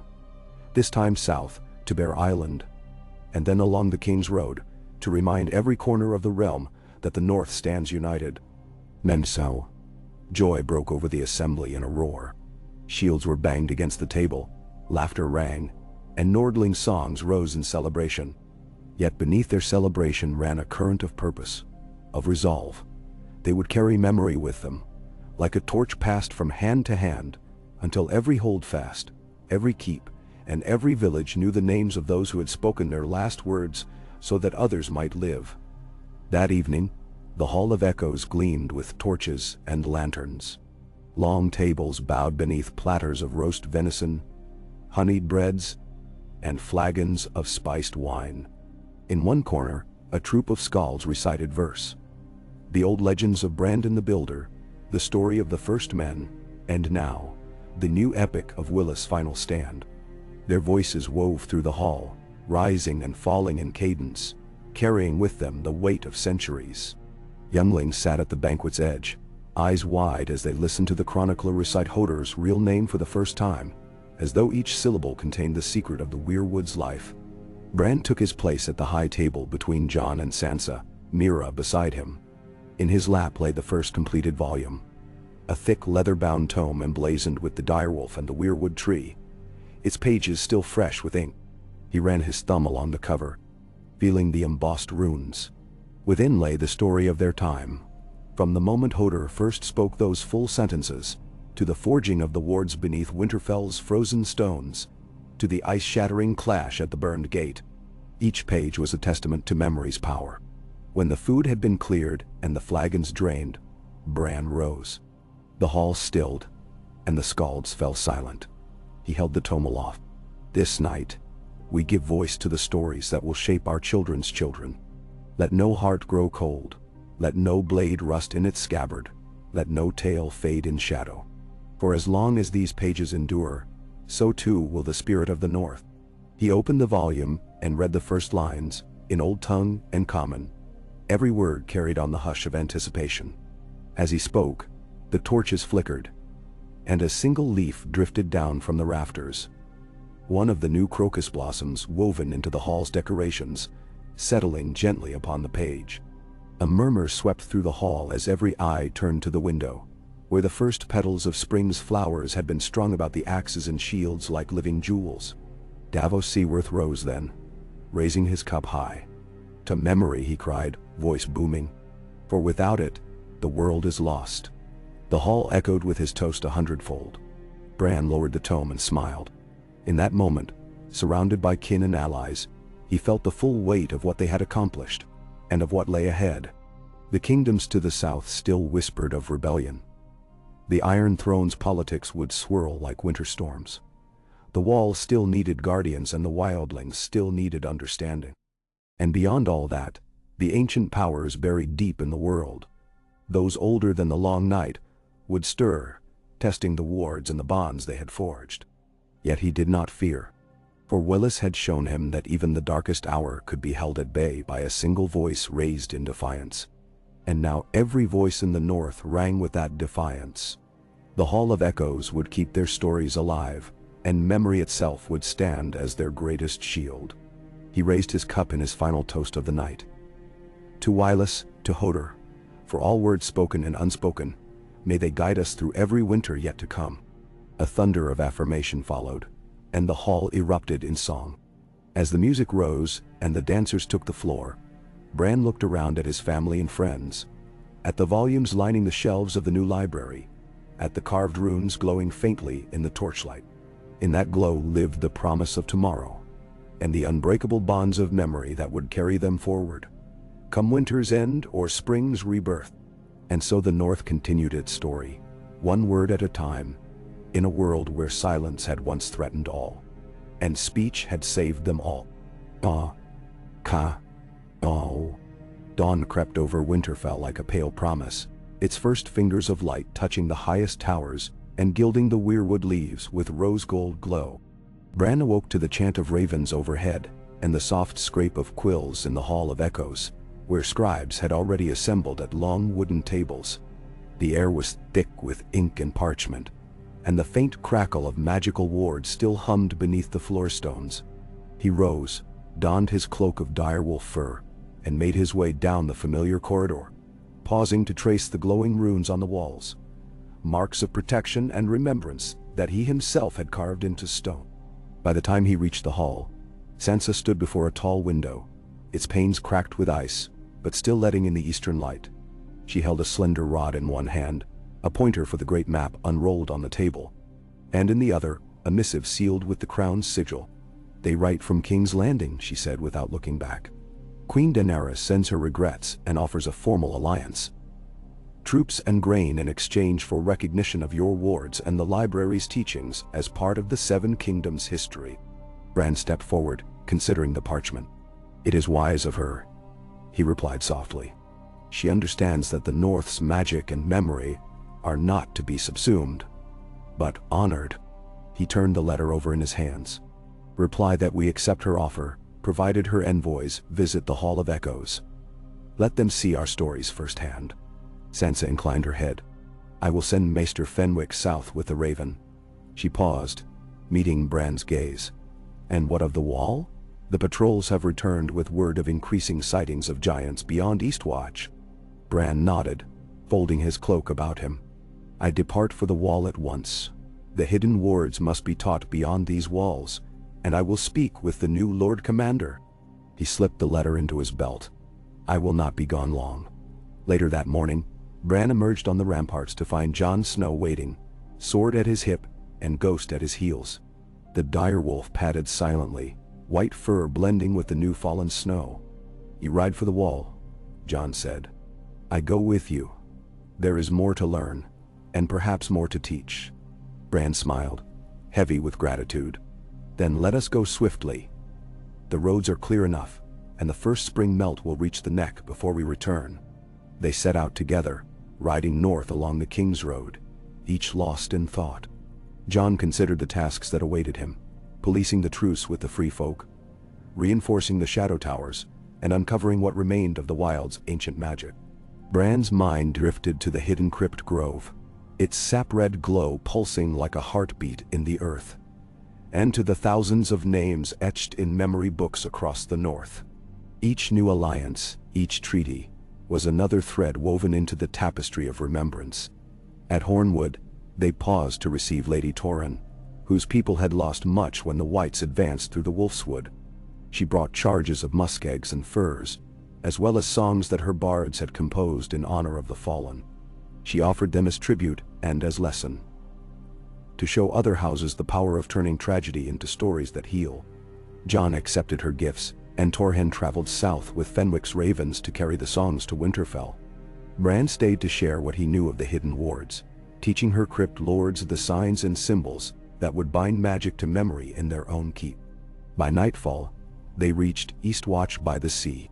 The wall rose above them, a living mountain of ice crowned with parapets and watchtowers. Lord Commander Drax greeted them, an elder brother of the Night's Watch with steel-gray hair and eyes like storm clouds. He led them through the silent corridors where the orders of black cloaks filed off to their duties, and into the rookery where hundreds of ravens croaked overhead. Bran stood before Drax, staff in hand. "I bring the runes of Winterfell's wards," he said. "Teach them at every tower. Let every crow know that memory and magic are one." He laid out the carved stones, small plaques of white granite, each inscribed with a glowing rune. Under moonlight they pulsed, flickering like embers in the gloom. Drax nodded, his expression grave but hopeful. "We will place them at the Shadow Tower, at White Tree, and along Eastwatch's curtain wall. But there is more, isn't there?"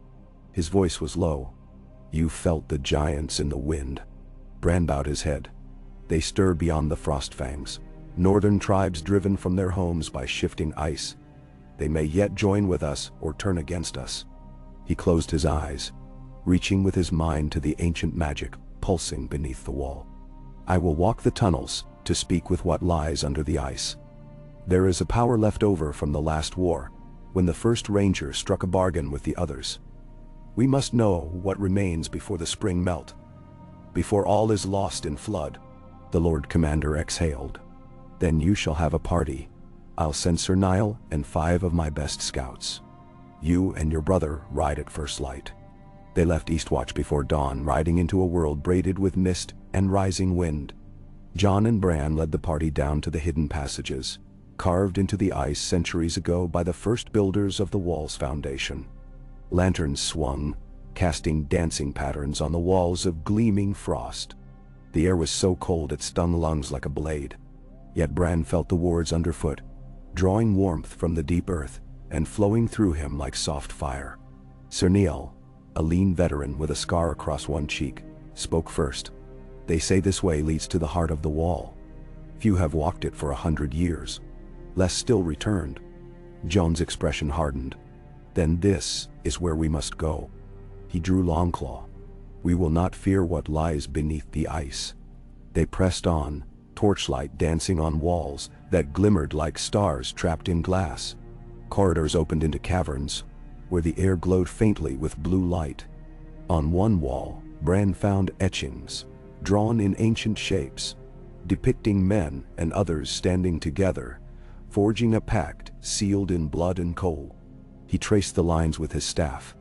"These are the treaties of old," he whispered. "They used runes much like mine to bind magic and flesh." Suddenly, a low rumble shook the cavern. Ice cracked overhead, sending shards raining like glass. The riders drew up in alarm as snow and ice collapsed behind them, sealing their path back to daylight. Torches flared as panic flared. Bran lifted his staff, chanting the old words. The light from his runes spread across the walls, sealing the fissure with a shimmer of magic. The ice stilled, and the rumbling ceased. The scouts exhaled in unison. Sir Niall bowed his head. "Your wards are strong, boy. They would bury us alive without them." Bran nodded, heart pounding. "But they cannot hold forever. We must push deeper, and uncover what lies at the wall's heart." Betty.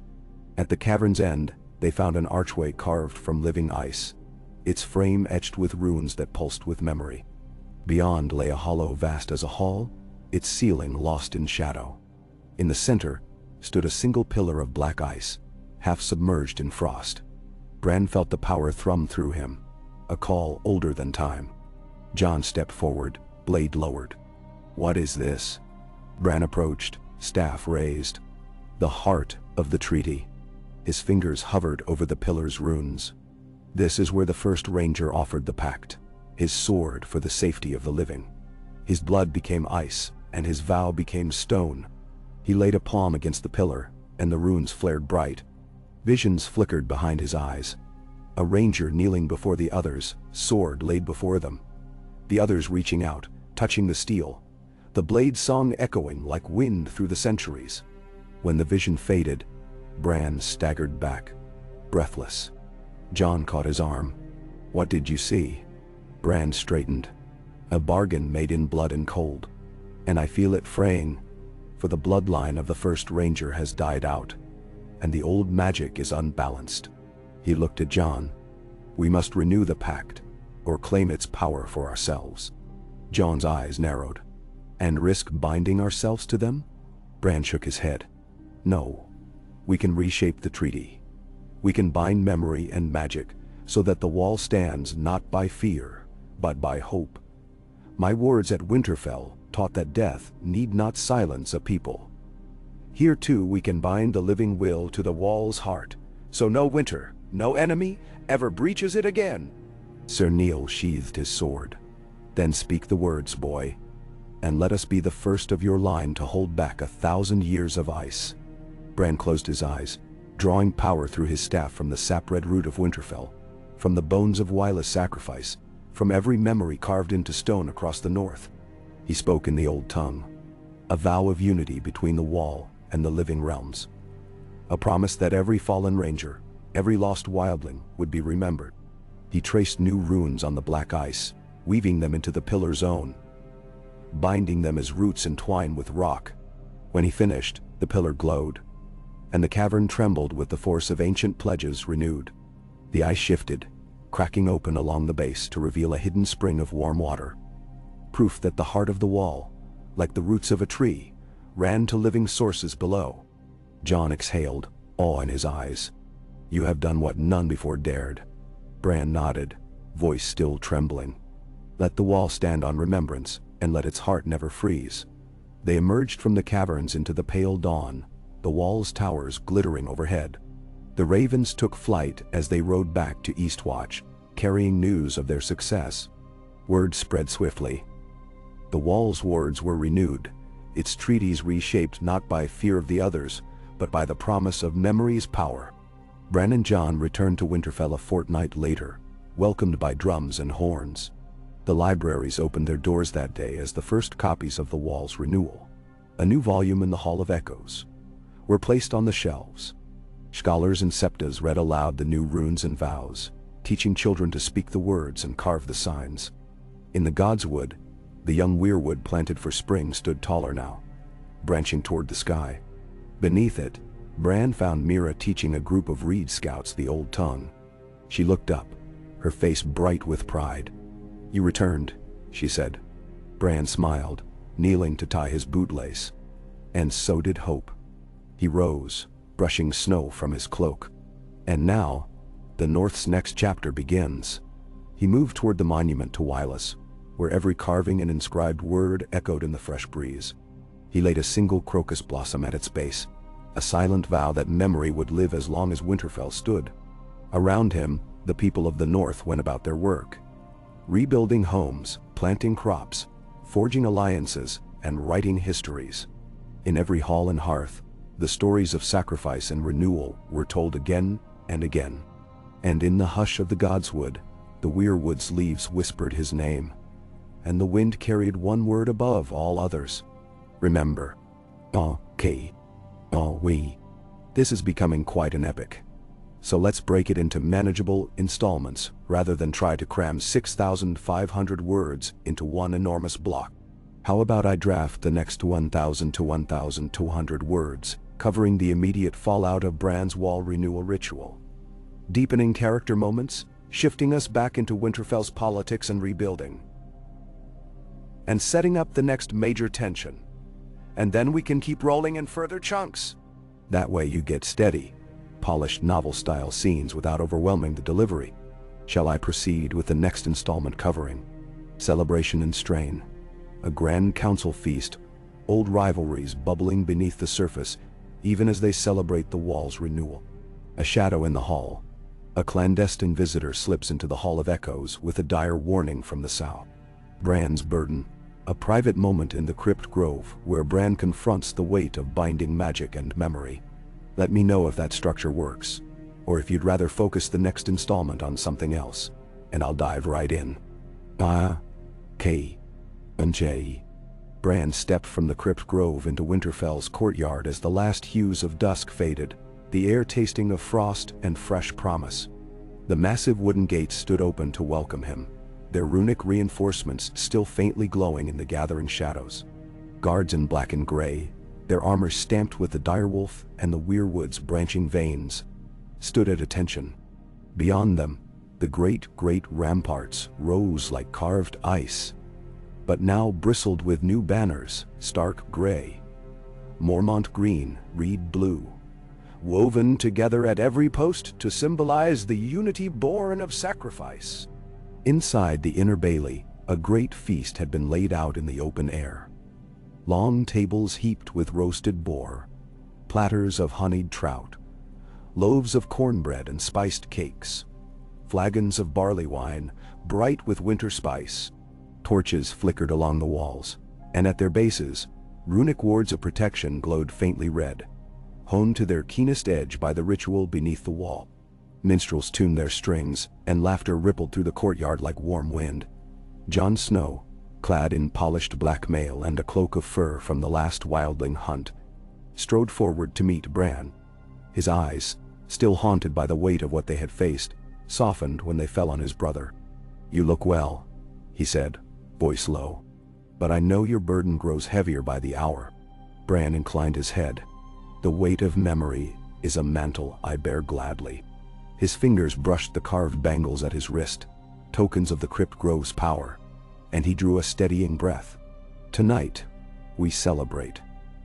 Tomorrow we must bind our alliances in blood and vow." He swept a hand to encompass the gathered crowd.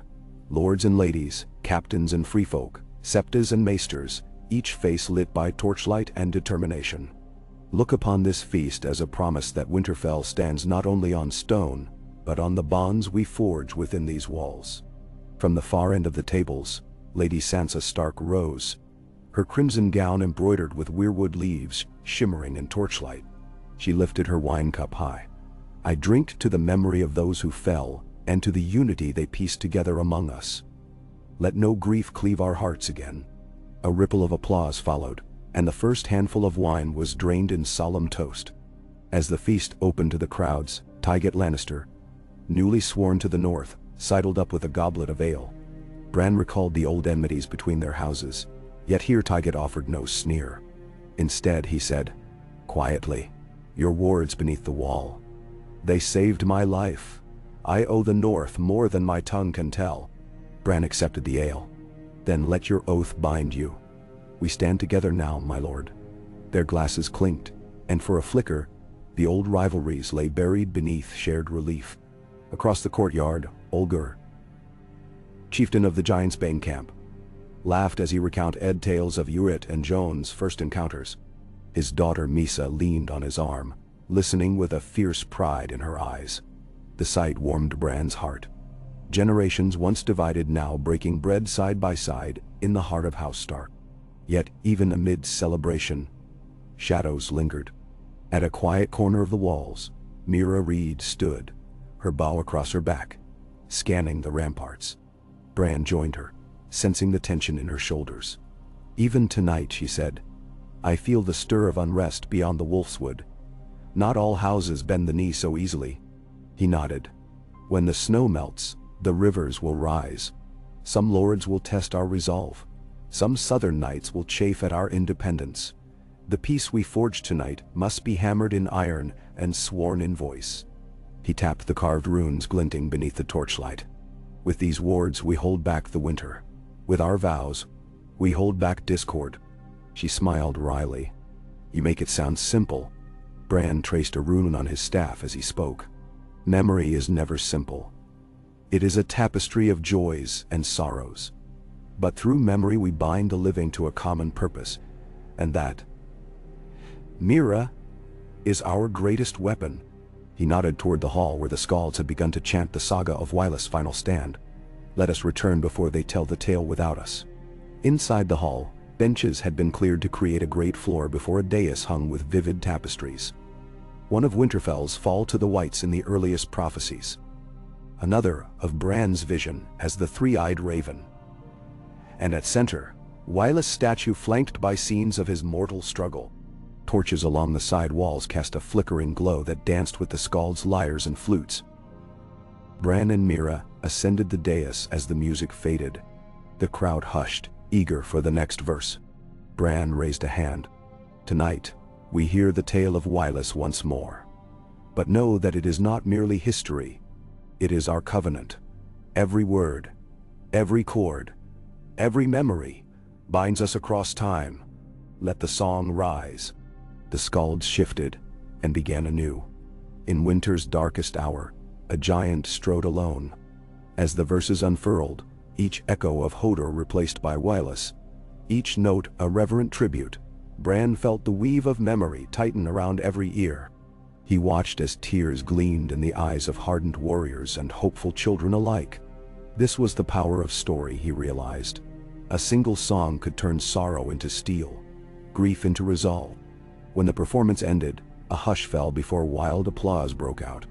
Lords and freemen rose to their feet, cheering a name once bound by sorrow, now freed to inspire. Bran stepped forward, voice ringing. Let every hearth in the north sing of Wylus' sacrifice, and of the living's duty to remember. Let no blade gather dust, no memory slip into shadow, and no heart wander alone in winter's night. A roar answered him, and the music resumed with renewed fervor. Mira slipped away with a nod, her eyes bright with satisfaction, and Bran remained to greet allies and vassals as they streamed past the dais. Every handshake, every nod, every whispered vow to uphold the runes and retell the sagas reinforced the tapestry he wove.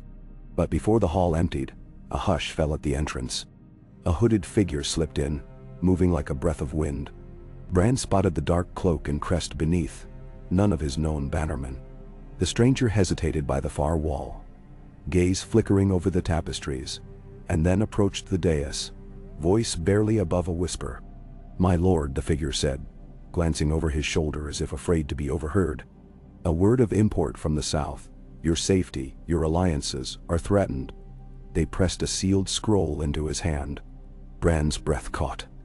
He bid the skalds play on as he broke the seal. The parchment inside bore the stylized dragon of King's Landing, followed by an iron-penned note. "Your wards are admired, your library envied. Some in the council whisper that the old magic you wield is a threat to the Iron Throne. Return not to the crypts or the wall without caution. There are eyes in the shadows, hungry for any excuse to claim your power as their own." The stranger slipped back into the crowd, leaving Bran holding the note, its warning chilling as any winter wind. He tasted dread at the edges of his mind. The same fear that had once driven the Night King's advance could now drive men to treachery. Allies might fracture, old resentments might flare. And worse still, those who coveted his gift might seek to steal the wards for their own ends. He folded the scroll and looked to Sansa, whose steel-gray gaze met his with unspoken understanding. She stepped beside him. "We suspected whispers in the south.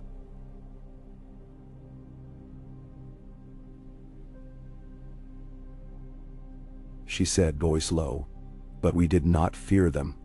Until now." She placed a reassuring hand on his arm. "Tell me what you read." Bran slipped the parchment into his cloak. "A warning. They fear our magic, and they see it as threat. We must guard not only our walls, but our trust."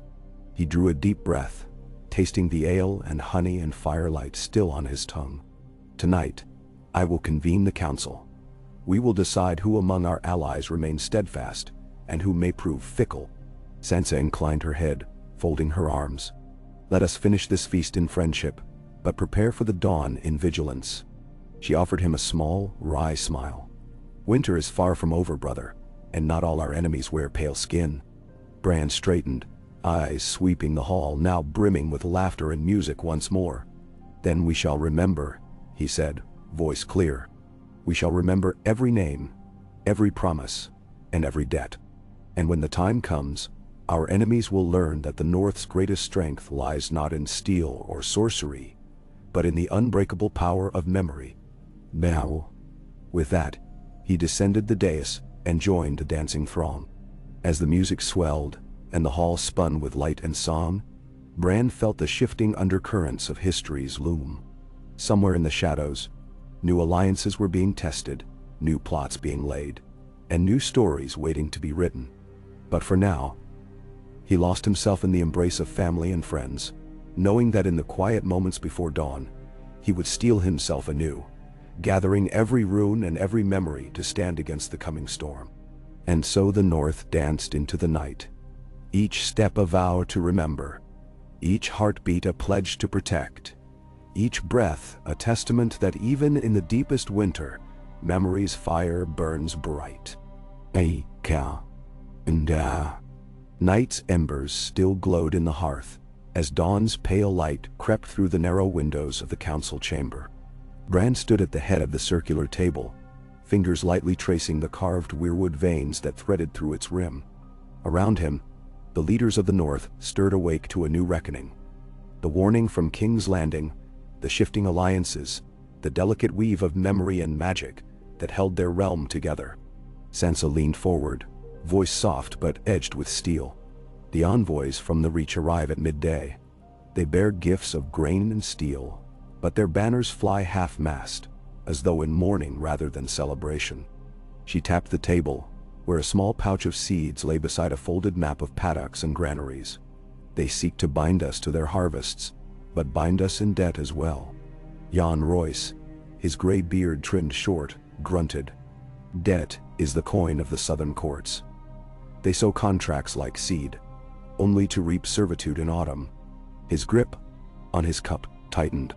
We can ill afford to take on obligations when the North still rebuilds. Lady Marla Manderley, newly returned from White Harbor, raised a slender brow. White Harbor stands ready to trade, fish for furs, timber for iron, without strings. Yet we were first to join your banners. We ask only fair markets, not feudal tithes. Sansa exchanged a glance with Bran. Our first task is simple. Open trade where it benefits us most, not where it suits the Reach's coffers. She turned to Bran. Shall we send a summons? Offer White Harbor full status as our principal port, in exchange for establishing reliable trade lines? Bran nodded. Yes. Send that invitation. At the same time, let the Reach envoys know that any grains or steel we accept will be repaid in kind, with oath, with coin, or with deeds. Our people remember every promise. In the corner, Davos Seaworth frowned as he studied a ledger. If we commit to grain imports, we must ensure transport along the King's Road. Raiders still lurk in the neck, and bandit lords test our patrols. He tapped a finger on the map. We need patrols at Vintown Bridge and a garrison west of Flint's Pass, otherwise our silos will be empty come winter. Bran closed his eyes, drawing on memory of the wall's hidden caverns and the crypt grove's glowing sap. Reinforce those passes and instruct the local levies in ward patterns. I'll carve runes on each post, so that road guards can renew them seasonally. A young knight at the table, Sir Alwyn Reed, hesitated. My uncle speaks for the rivers. He fears our wards might interfere with their ferrymen's tolls. He would prefer old customs to new magic. Then Jon Snow's plate rattled as he slammed his fist. Then your uncle misremembers the first men's own runes, which they used to mark the crossing of the lower fork. No toll should be higher than the grain that fills a mother's basket. He fixed Sir Alwyn with a steady gaze. Tell your uncle that the North will not be rent for coin when its people go hungry. The knight bowed his head. I will speak for you. Bran leaned forward.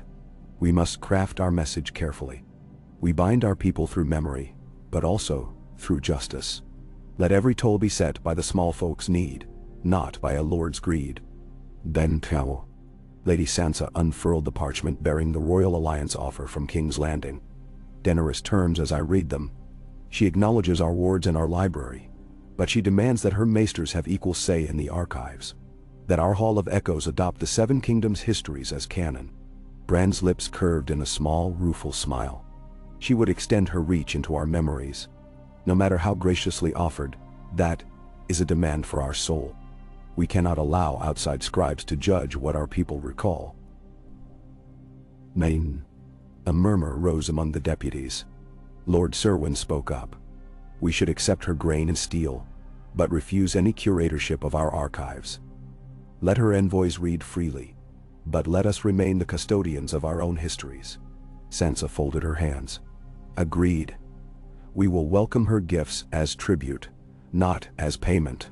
Our wards and our words belong to the North alone. Bran sank into the bench, reaching within himself for calm. Political disputes were another kind of battle, less visceral than the clash of steel, but no less dangerous. Here, words and promises could slay kingdoms as surely as an arrow. Yet he knew, just as the Night King's advance had been met by the unity of remembered sacrifice, so this new threat, encroachment on identity, must be answered by solidarity of purpose. He looked around the table. Then, it is settled.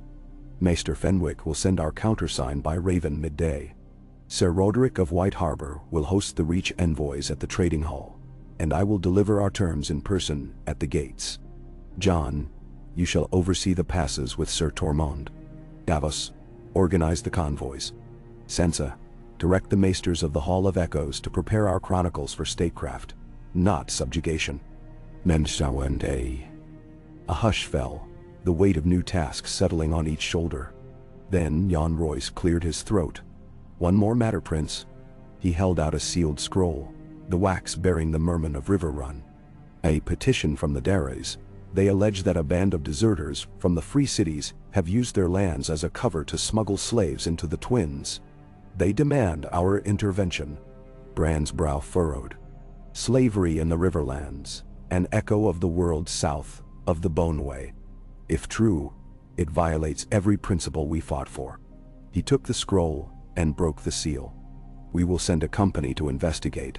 If these deserters defile our rivers with human chains, let them learn that no Northman condones such cruelty. Jon rose. And let the Freys know, if they harbor traffickers, their crosses will be borne by battalions of our levies. Bran nodded. Justice and memory demand we act swiftly. Every act of cruelty that is left unpunished festers in the heart. Sansa closed her note and offered a determined glance around the chamber. Then we have our work cut out for us. Alliance and trade negotiations, border defenses, archival independence, river patrols, yet none of it as important as preserving what we have won. Bran saw in her eyes the same fierce resolve that had carried them through Winterfell's darkest hours. He felt the breath of summer coming.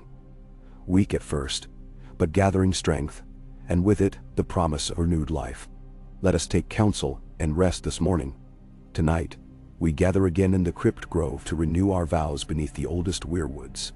There, we will seal these terms in blood, oath, and sap. Damn. The council adjourned with solemn bows. Lords and captains filed out, each burdened with orders, both mundane and momentous. Sansa lingered by Bran's side, her expression a quiet mix of pride and concern. You bear more than any man, she said softly, but you do not bear it alone. He met her gaze, finding in her calm the anchor he needed. Memory is never the task of one, but of many. And as long as we remember together, we cannot fail. Outside the chamber, the courtyard thrummed with life once more. Blacksmiths hammered at ingots of iron, tents of merchants sprang up like wildflowers, and children chased each other beneath banners stitched with the sigils of both wolf and weirwood. Bran paused to watch, mindful that this fragile gaiety was born of sacrifice and struggle. He felt the echo of Wylis' voice. Live for me, and them. And he turned his steps toward the Crypt Grove, where their vows would be carved anew. The weirwood's crimson leaves glowed in the afternoon light as Bran and his sister Sansa approached. The tombs of Stark kings and guardians formed a silent cathedral around them. Torches blazed at the base of the ancient tree, and a circle of carved stone stood ready for the next ritual. A handful of septas and maesters had arrived with ink, parchment, and pouches of powdered sap for binding oaths. Bran halted before the tree, lifting his staff to trace a fresh rune at its base, a symbol for unity. With Sansa's help, he mixed sap powder and ink to carve the rune into the stone circle. Each stroke glowed with living light, the memory of every agreement they had forged able to be read by any who came later. When they finished, Sansa raised her hand. Repeat after me, brother. Her voice rang clear in the hush of the crypts. Bran echoed her words. We pledge that the North shall stand as one beneath the banners of memory and justice." Their voices rose and fell in measured cadence, echoing off the silent stones. Behind them, Septus inscribed the words in copies to be sent across the realm. Maesters mixed ink with sap to carry the words on scrolls. And in the hush beneath the crypt's vaulting, the ancient power stirred in approval. As the final syllable faded, a wind rattled through the tombs, a breath from ages past, and the weirwood's leaves shimmered with fresh sap. The words beneath Winterfell brightened, and in their glow, Bran saw in Sansa's eyes the same spark he felt in his own heart. The promise that memory, more than any sword or spell, would be their bulwark against the ages to come. Inda wand. Ayinjay. Bran and Sansa emerged from the crypt grove beneath a sky streaked with the first light of evening. Snow-dusted torches still glowed along the path back to Winterfell's inner keep, illuminating banners stitched with weirwood veins and direwolf heads woven together, symbols of unity now more precious than ever.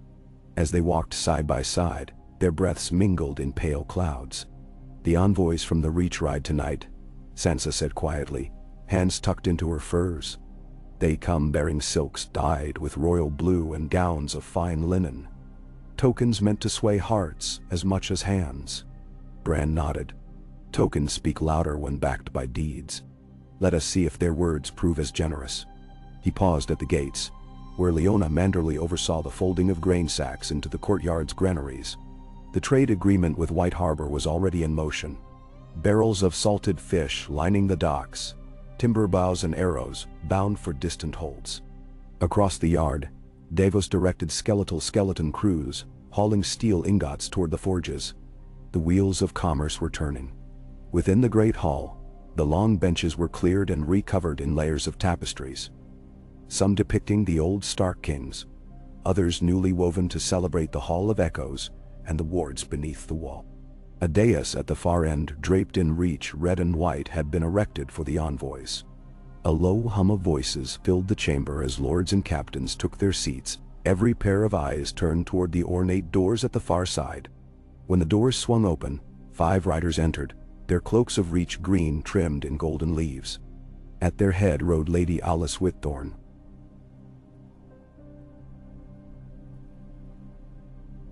Her dark hair coiled beneath a circlet of silver. She dismounted gracefully and offered a curtsy that flicked the hem of her silk gown. 2 knights bore on a birchwood tray a chalice of golden oil and a casket of carved ivory seals, gifts meant to honor ancient traditions.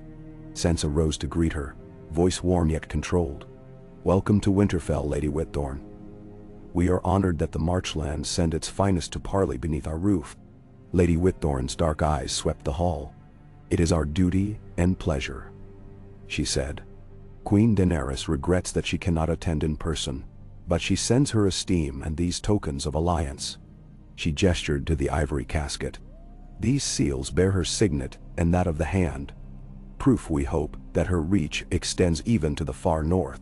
Bran stood then, staff in hand, the carved weirwood veins faintly glowing along its length. "Tokens of alliance are welcome," he replied evenly. "But before we bind our houses together, we must confirm that our terms align. We accept your queen's gifts in grain and steel, but we insist that these be lent, not given, until the North has rebuilt its stores and shore up its defenses. We charge no interest on these loans, but we expect wide passages secured for their transport and repayment in full with coin, timber, or deeds of service." "Menso."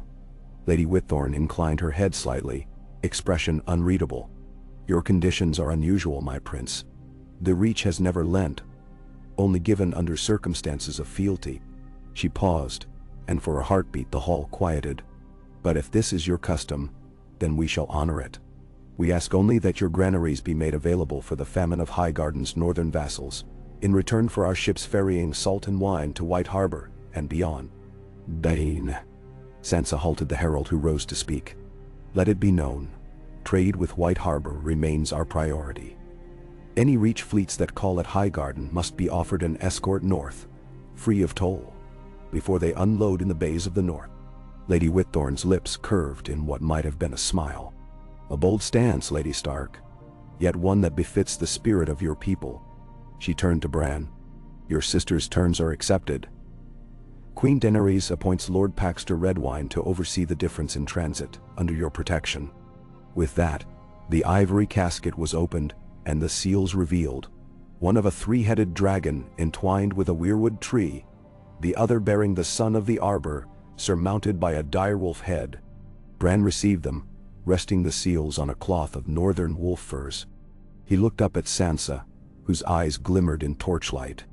"Let these seals speak across the seas and over the wall, that our accord stands on equal measure, not subjugation." A murmur of approval passed through the hall. The Reach envoys sank into the benches reserved for them, and the lords and ladies of the north returned to their seats. Torches were brought forth to kindle the hearths, and servants advanced with platters of roasted pheasant and stewed pears, great flagons of mead, and spiced mulled wine. As the feast began, subtle diplomacy unfurled in whispered words. Davos Seaworth leaned toward Lord Locke at his side. "Ensure Highgarden's lent steel is smelted into swords, not plate. The North needs more blades, not more buckles." Locke nodded, brow furrowed. "And I will send a company to the Twins to investigate those rumors of slave rings." Bran, seated between Lady Mormont and Sir Alistair Pike, found his eyes drifting to the tapestries along the walls. Images of weirwood roots intertwining with the wall's black ice, of Willis' final stand, of the wall's renewal deep beneath its frozen stones.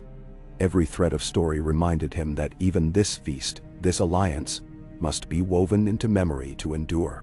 Suddenly, across the hall, a gasp rose as a hooded figure slipped through a side door and hurried toward the dais. Bran rose, staff tapping the floor. The stranger halted before him, bowing low. "Prince Bran," the man whispered, voice trembling. "Forgive this breach of protocol, but the Queen's hand sends word.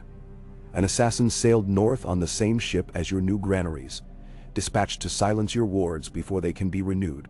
A hush fell, torches sputtered, and the envoys of the Reach paled. Lady Whitthorn's hand flew to her dagger hilt. Bran's heart pounded. The seeds of alliance suddenly germinated with the threat of betrayal. He signaled the guards. "Detain these envoys until we confirm the hand's message." His voice rang with authority. "And find that assassin, before midnight's tide." Panic flickered in the outreach faces.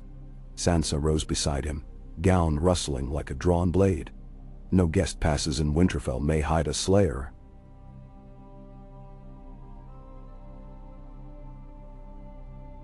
She declared. "Search every hold within these walls, every corridor, and every flight of stairs. The calm of this feast ends now." The hall erupted in controlled chaos. Guards swept among the tables, envoys were questioned, and servants peered from behind stacks of empty platters. In the corner, Leona Manderly sprang to action. "I will lead the search in the kitchens and cellars, where knifemen like to hide." Jon Snow strode forward.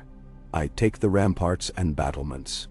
Mira Reed slipped away, twin daggers strapped to her belt. Bran remained at the dais, Sansa at his side, as the reach of suspicion spread. He clutched his staff, feeling its carved veins pulse with silent power. Across the hall, Lady Whitthorn's eyes locked on his for a long moment. Defiance mingled with fear, before she lowered her gaze and allowed a guard to take her by the arm. When the initial search squads had gone, a tense silence reigned. The hearth's fire crackled, but the festive warmth had vanished. Bran inhaled deeply. "This assassination attempt," he said, voice calm but firm, "only proves that memory and magic are more feared than any blade. Our wards hold. Now let our justice be swift. We will find the murderer, and by dawn, our alliances will stand stronger for this test." Bannen. He looked at the gathered lords and envoys. "Be patient, a few hours more. Then we will resume our feast, and our vows." He met Sansa's eyes. "And in that morning candlelight, we will carve this night into our chronicles as the feast that dared to defy death." Satisfied that the command was given, Bran stepped down from the dais and followed Mira into the shadows of the hall. Together they vanished into the corridors, chased by the echo of torches and the haunting rhythm of footsteps. Hunters and hunted intertwined in Winterfell's depths, where every secret might be revealed by the sharp edge of memory. K. and D. Unusual activity has been detected from your device. Try again later. 9309 EB Shafirades. F29 Bine. K. Da. Oh. The corridors of Winterfell echoed with the soft slap of boots and the clink of armor as Bran and Mira swept through the feast halls toward the kitchens. Torches cast long shadows on cold stone, and the scent of roasting pheasant still lingered in the air, mingling oddly with fear. Mira held a drawn dagger, eyes sharp for any flicker of movement. Traitors' footsteps are light, she muttered, pausing by a serving hatch. They know these halls better than the guards. Bran pressed a hand against the wall's runes, feeling the ward light pulse faintly beneath his palm. Then we shall flush them out by drawing the wards close. Lead me to the kitchens. Medicine pill. She nodded and guided him down a narrow stair, the glow from his staff illuminating the walls. At the bottom lay a network of supply tunnels and storerooms. Here even familiar faces were few, only scullery maids and storemen, each startled by the sudden appearance of Prince and Ranger in full vigil. In the furthest alcove, a sputtering lantern revealed fresh footprints in a thin layer of spilled flour. Small, quick steps leading toward a pantry door. Mira crouched to inspect them, then pointed. This way. Bran followed, voice soft but echoing. By the old oath, reveal yourself. He traced a reluctant rune on the lintel. Golden saplight spread across the doorway. The wooden panels groaned, then fell inward to reveal a tall, pale man in simple livery, his belt buckle bearing the crowned stag of the Reach. In one hand he clutched a knife stained dark. Mira leapt forward, dagger flashing. The man whirled, eyes wide with panic. Stay back, he hissed, raising his knife defensively. I have orders to. Bran held up his staff, the rune's glow brightening. Your orders end now. You sought to slay the wardskeeper.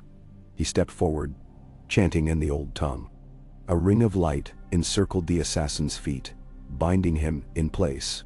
Speak truth, or face the weirwood's justice. The man's gaze flicked between staff and runes.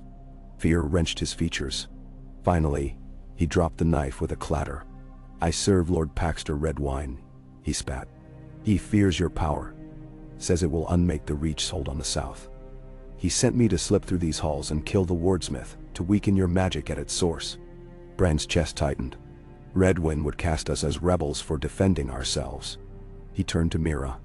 Take him to the dungeons. Do not harm him, but ensure he cannot bribe or escape. Mira nodded. I'll send for the maester. Let him learn that no deed escapes memory's gaze. With that, she seized the man's arm and led him away into the echoing gloom. Bran stood alone in the pantry, the ward light dimming to a soft glow. The narrow passage back to the feast felt longer now, burdened by treachery. He ascended to find Sansa and Jon awaiting his return at the foot of the dais. The hall was silent, torches guttering with tension. He spoke plainly. The assassin was dispatched by Lord Redwine. He sought to murder me in the kitchens. He is now in custody. A murmur rose among the assembled lords. Sansa's voice rang clear. Then we know whom to hold answerable. Let the envoy of Lord Redwine be confined until he rides south to explain his hand's designs. Jon stepped forward, blade unsheathed but held low. I will see to his journey, on foot, through the Wolfswood. Bran's gaze swept the faces around him. Tonight's feast is concluded. In its place, at dawn, we shall convene our allies in the Godswood. There, we will demand oaths renewed. Under the weirwood, and before the wards themselves. Let any who waver depart now. For tomorrow, we stand as one against those who threaten the North's memory. Men. A hush fell again, then Sansa nodded, and a herald proclaimed the feast ended. Torches extinguished one by one, and the hall emptied. Bran and his siblings stepped into the courtyard's chill, flanked by guards and retainers. Dawn found them in the Godswood, the new sapling of Wylus glowing pale amid the ancient roots. A council assembled. Manderly, Glover, Royce, Reed, Mormont, Frey, and the Reach envoys in chains. The many banners of the north rippled in the wind above them. Bran raised his staff. "We gather to renew our oaths under witness of the old gods and the magic we share. Let each of you speak your name and your vow to uphold the wards, the libraries, and the bonds of memory that bind us." One by one the lord stepped forward. Andrew Manderley knelt, voice steady. "I, Andrew of House Manderley, pledge my grain and my ships to this accord, to feed the North's hungry and uphold its oaths." His words echoed through the hollow. Sir Jorah Glover stepped up. "I, Jorah of Deepwood Moat, vow to guard the passes and the roads, and to teach my men the ward runes carved upon the stones of Winterfell." They continued until each had spoken. When it came to the Reach envoys, their leader knelt in the snow, tears marking her cheeks. "I, Lady Alice of Whitthorn, vow to deliver my lord's hand to justice, that he may answer for the attempt on the prince's life. And I swear that the Reach's gifts will be repaid not in tribute, but in alliance." Then no one. Bran pronounced the final words. "So let it be written, so let it be done. Memory endures where vows are remembered." He struck the stump of the sapling with his staff, runic light flaring across its bark and pulsing outward in concentric rings. A wind rose among the weirwoods, as though the forest itself approved. The gathered bowed their heads. Sansa placed a hand on Bran's arm. "We are safe for now," she whispered. "But we have shown that the North defends its own." Jon gripped Bran's shoulder. "And we shall defend it again, if need be." Bran looked to the sky. The bones of the gods would silent witness. In that moment, he felt the weave of memory, magic, and loyalty strengthen like a living thing. Ahead lay further trials, negotiations with Queen Daenerys, the threats of the Riverlands, the fragile peace on the wall. But for now, under the red leaves and ancient roots, the North had spoken as one. Their oaths soared on the wind, a single chorus of names and promises that no winter, no assassin, and no court could erase. And in that song lay the true power of the North, rooted in sacrifice, sustained by memory, and unbreakable as the weirwood's heart.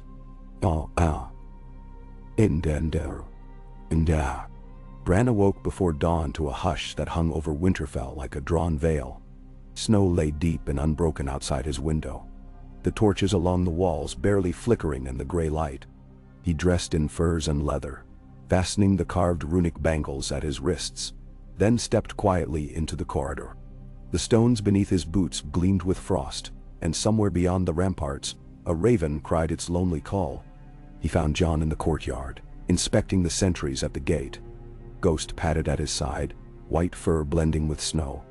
Jon nodded without surprise. "You ride soon," he said. "King's Landing waits," and the hand's machinations spread like rot. Bran laid a hand on Ghost's broad head. "I must go. I cannot leave our wards untested, nor our treaties unsaid in the south. If Lord Redwayne's hand plots against us here, what greater intrigues stir at court?" His voice was low, woven with determination. "Tonight we convene our captains. At dawn tomorrow, you and Sansa join me. Then we depart, across the neck, through the Wolf's Wood, and down the King's Road." "Bam?" Jon's face hardened. "I go with you. The North's honor rides on your shoulders. I will not let you face the South alone." Bran inclined his head. "So be it." He paused, as though tasting the chill on the wind. "But first I must speak with Sansa and Maester Fenwick. There are messages to compose, with runes woven into the parchment, and signs to carve on each gate. No letter south may be read by prying hands." Jon nodded, and Bran hurried to the great keep. Inside the Hall of Echoes, scribes labored over scrolls thick with sap ink and dusted with powdered runewood. Sansa stood at a high table, maps and letters spread before her, orders to the Lords of the Vale, instructions for merchant convoys, decrees to the Manderless. She looked up as he entered, her dark eyes bright in torchlight. "They found another cell of traitors at the outer gates," she said, voice calm but urgent. "Sailors who meant to reopen the slave routes into the neck. I had them interviewed and sent north, facing your patrols at Flint's Pass." She tapped a blotter with her quill. The Daries and Freys will answer for any collusion. I've written to Lord Tully. He pledges his support so long as we punish offenders justly. Bran studied her. Good. And the messages south? She handed him a sealed scroll bound with a red ribbon. To King's Landing. Our acceptance of the Queen's grain and steel, under the terms we agreed. And a copy of our shared oaths, written in northern runes and common tongue, sealed with the weirwood sap of Winterfell. She touched the wax seal, an imprint of direwolf entwined with dragon. Maester Fenwick will dispatch the raven as soon as the sun rises. Bran took the scroll, brushing the ribbon between his fingers. I will carry these in person at the capital's gates, and then speak to the small council. They must see that our power lies not in dark arts, but in memory and unity. He glanced at the rows of scrolls behind him. And we must send copies to the Wall, to Bear Island, and to every corner of the north. Let no lord claim ignorance of our terms. Sansa watched him. Pride and concern mingled in her features. Go with caution, brother. The south is poisoned with intrigue. Then, he offered a small, reassuring smile. I will carry the north's memory with me as shield. If anyone challenges our wards, they challenge every name carved in ice and stone. By first light, the gates had opened for the night-born raven. Fenwick's owls rose into the gray sky, their soft wings a promise of messages delivered swiftly. Bran and Jon stood atop the walls, watching them vanish toward the south. Ice crunched beneath their boots.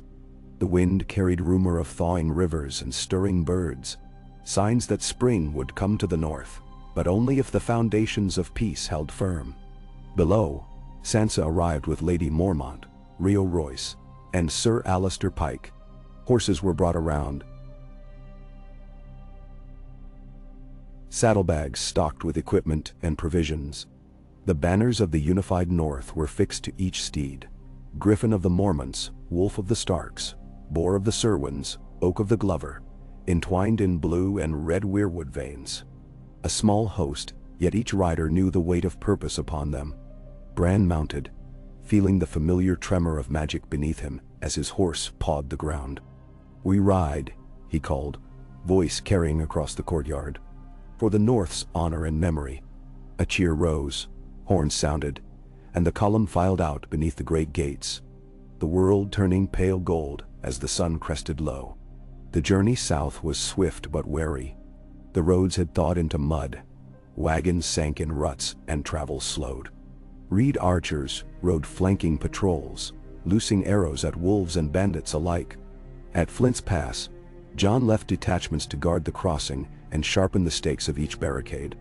At each station, Bran left wards carved in fresh wood, tied with ribbons of red sap ink, silent spells to call the old magic to their aid. They halted for one night at Last Hearth, the seat of the Umbers. Lord Greyjohn's heir, Torrhen Umber, greeted them with grim hospitality, salted fish, barley broth, and hard bread.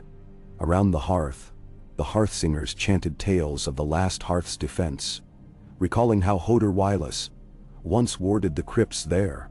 That evening, as the guests drifted to their chambers, Torrhen pressed Bran's hand with fervor. Your ward saved us from the whites when the snows rose, he said, voice hushed. I pledge my spear and my blood to your cause, for as long as I draw breath. Bran bowed. And so you shall be remembered among the North's greatest. He studied Torrhen's fierce blue eyes. But word reaches us that the Southron lords see our strength as threat. They will test your loyalty, and ours. Be ready. Torrhen's grin was wild as a wolf's. Let them test me. I will show them ice runs in Umber blood. Then thou.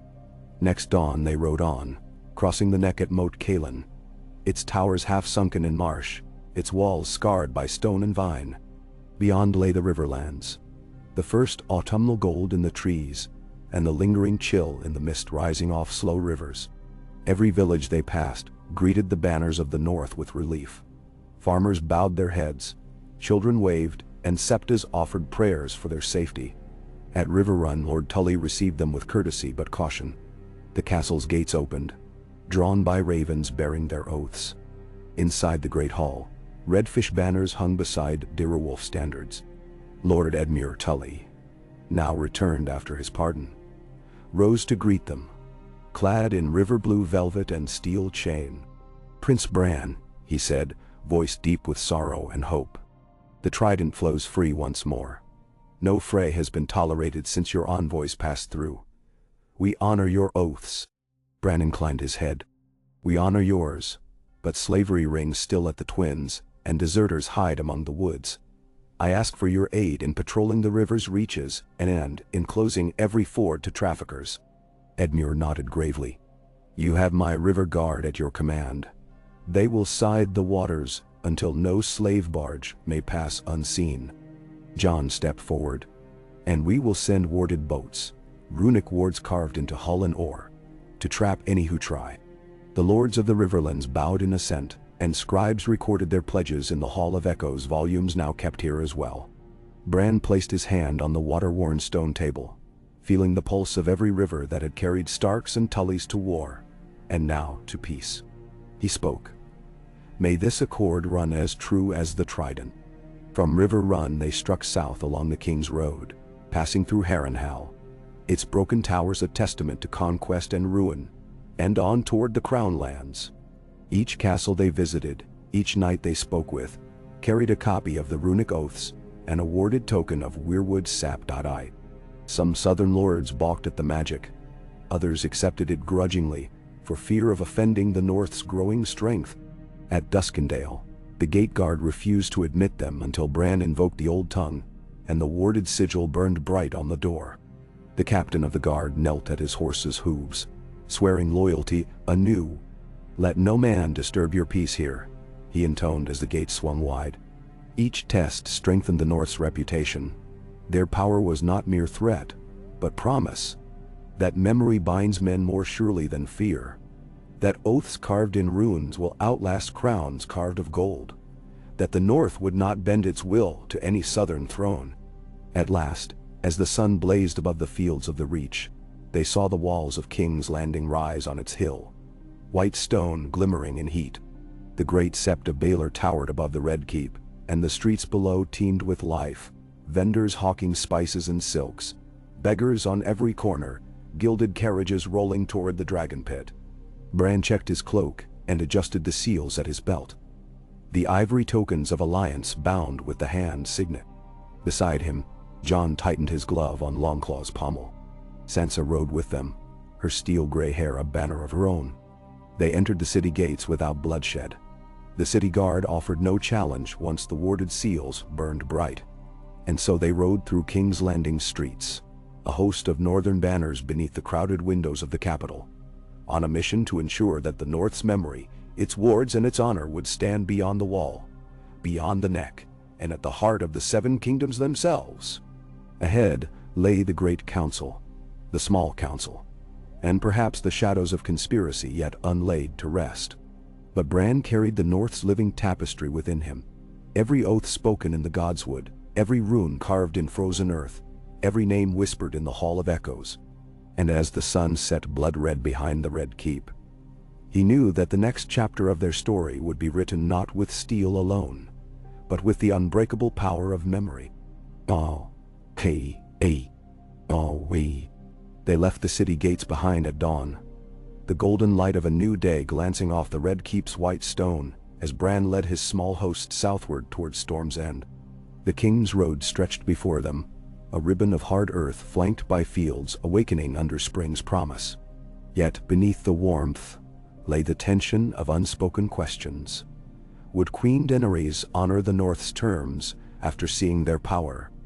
Or would ambition twist her favor into demand? Jon rode at Bran's right, watching the horizon. "Your letters bear weight," he said quietly. "We must not give any cause for regret." Bran nodded, fingertips brushing the seals at his belt. "Each word is true. Our oaths are carved in blood and sap. We ride not as supplicants, but as equals."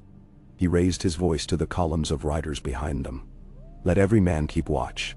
No patrol may fall prey to whispers. Our vigilance must match our vows." The banners fluttered, direwolf entwined with dragon, Cranagmen's trout beside Manderly's merman, Umber's burning heart. They bore witness, not only to their journey's purpose, but to the unity they defended. They made camp that first evening at a crossroad inn, its walls scarred by raiders yet standing proud. Inside, the landlord bowed to Jon and Bran both before speaking. "My lords, the roads are safer now, but dark folk still prowl the woods at night." Bran placed a rune token on the inn's beams, a ward against fire and steel alike, and murmured a blessing in the old tongue. The timber glowed faintly, and the landlord's eyes widened. "Your magic is welcome, Prince. May it keep my hearth safe." That night, by the campfire's glow, Bran spoke softly to Sansa and Jon of what lay ahead. Storm's End, ancient fortress of stone and salt, where the rains beat like drums on rock. There they would meet Lord Baratheon's kin, sway them with both courtesy and truth, and above all, present the North's case at the Queen's council table. As the flicker of flames danced on their faces, Sansa studied them both.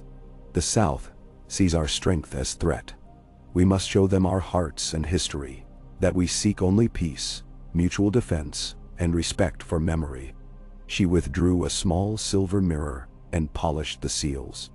"Let this journey carry not only words, but our sincerity." Jon laid a hand on her shoulder. "And if they betray us, we return as storm and winter alike, unyielding." His vow hung unspoken but clear. They rode on at dawn toward Storm's End, crossing the Blackwater Rush, where torrents from the Crownlands poured toward the sea. Villages here still healed from Blackwater Bay's fury. Charred buildings stood alongside fresh walls of stone. Each village they passed received a scroll of northern oaths. Runic wards slipped beneath doors, sap-sealed letters tucked into eaves. Mothers and children peered from shuttered windows, nodding as Bran's words promised protection and fair trade. At the gates of Storm's End, they were met by Lady Corinthia Baratheon, sister to the Lord of Storm's End, her wild storm-gray hair braided with seaweed and pearls. She regarded them with cool appraisal beneath her aquamarine cloak. "The North's banners fill my courtyard," she said. "State your business, Prince, that I might judge whether you come as friends or foes." Bran dismounted, offering his hand in greeting. "Lady Corinthia, we come as bearers of oaths, not of war. The North seeks alliance, trade, and mutual defense, especially in the face of perils that once threatened us all. We ask only to join our councils as equals, united in memory and purpose." "Danderol." She met his gaze, then swept her eyes across his host. Hard men of the frozen north, Crannogmen in fur, and the Manderly heir in gold-trimmed blue. After a heartbeat she inclined her head. "Then enter as allies, bearing your banners high, and let our halls ring with your words." Within the great hall, torches blazed against storm-carved walls. Tapestries showed Robert Baratheon's crown, Orys's storm hammer. The day Storm's End withstood a season-long siege. On a dais sat Lady Corinthia and her council. Knights in black plate, an aged bishop of the Stormlands faith, and a merchant lord from Griffin's Roost. Bran stepped forward, sealed scroll in hand. "I present to you Queen Daenerys' terms, grain and steel lent to the North. In turn, we offer our stores of salt fish, timber boughs, and weirwood wards to protect your walls. But more, we offer ourselves as allies in council and covenant, that no enemy, living or dead, shall breach the defenses we build together." Silence followed. Then the merchant lord spoke. "Your wards are strong, but rumors say they smell of blood and dragons. We neither fear dragons nor the dead, for we have seen both. But we welcome your timber and braziers." He tapped the sealed letter. "May this be proof of fair trade." Lord Commander Sir Reginald Baratheon rose next. "If you swear to guard our shores against the Ironborn and to stand beside us in war, then you have our shields." Bran inclined his head. "By my life, my word, and the magic woven through Winterfell's walls, I swear it." The hall erupted in cheers. Lady Corinthia stood, face alight. "Then let our feast begin. Let the North's oaths echo in every cup raised." She raised her goblet, and the hall answered, a clamor of steel and ale. That night, beneath storm-stained banners, Bran sat by the hearth's roar as tales of heroic defense traveled from Stormlander skalds to northern rangers. Jon sparred with Sir Reginald until both bled laughter. Sansa spoke with Lady Corinthia of trade routes and cultural exchange. And Bran, his staff close, felt the pulse of memory and magic beneath every stone, every oath sworn. On the final dawn, they parted Storm's End amid fair winds and bright sun. Lady Corinthia rode with them to the crest of the coast road and blessed their journey. May our wards hold, our oaths endure, and our friendship outlast storms and seasons. Bran watched her banner fade into the distance before urging his steeds south toward King's Landing once more. Ahead lay the Dragon Pit, the seat of the small council, where lords and maesters would judge his cause. Ahead lay the Queen herself, whose dragonborn power had raised and overturned kingdoms. But Bran rode with the North's memory as his armor, each oath, each rune, each name carved into the Hall of Echoes, unbreakable pledges that no desire for dominion could undo. And so, beneath the rising sun and wind-swept fields of the Crown Lands, the North advanced, an army not of conquest, but of remembrance, bearing the legacy of Wylis in every step, and the hope that memory itself would prove the greatest ally in the forging of their shared future. Bran's riderless steed and Jon's loyal shadow, Ghost, carried their riders through dawn's mist beneath the arches of King's Landing's gates. Behind them trailed banners woven with direwolf and dragon, their colors bold against the city's pale stone. Though the streets were busy, merchants arranging their booths, water carriers hauling pails to fountains, children chasing a stray puppy, the air held a hush as the column passed, eyes turning in curiosity and respect.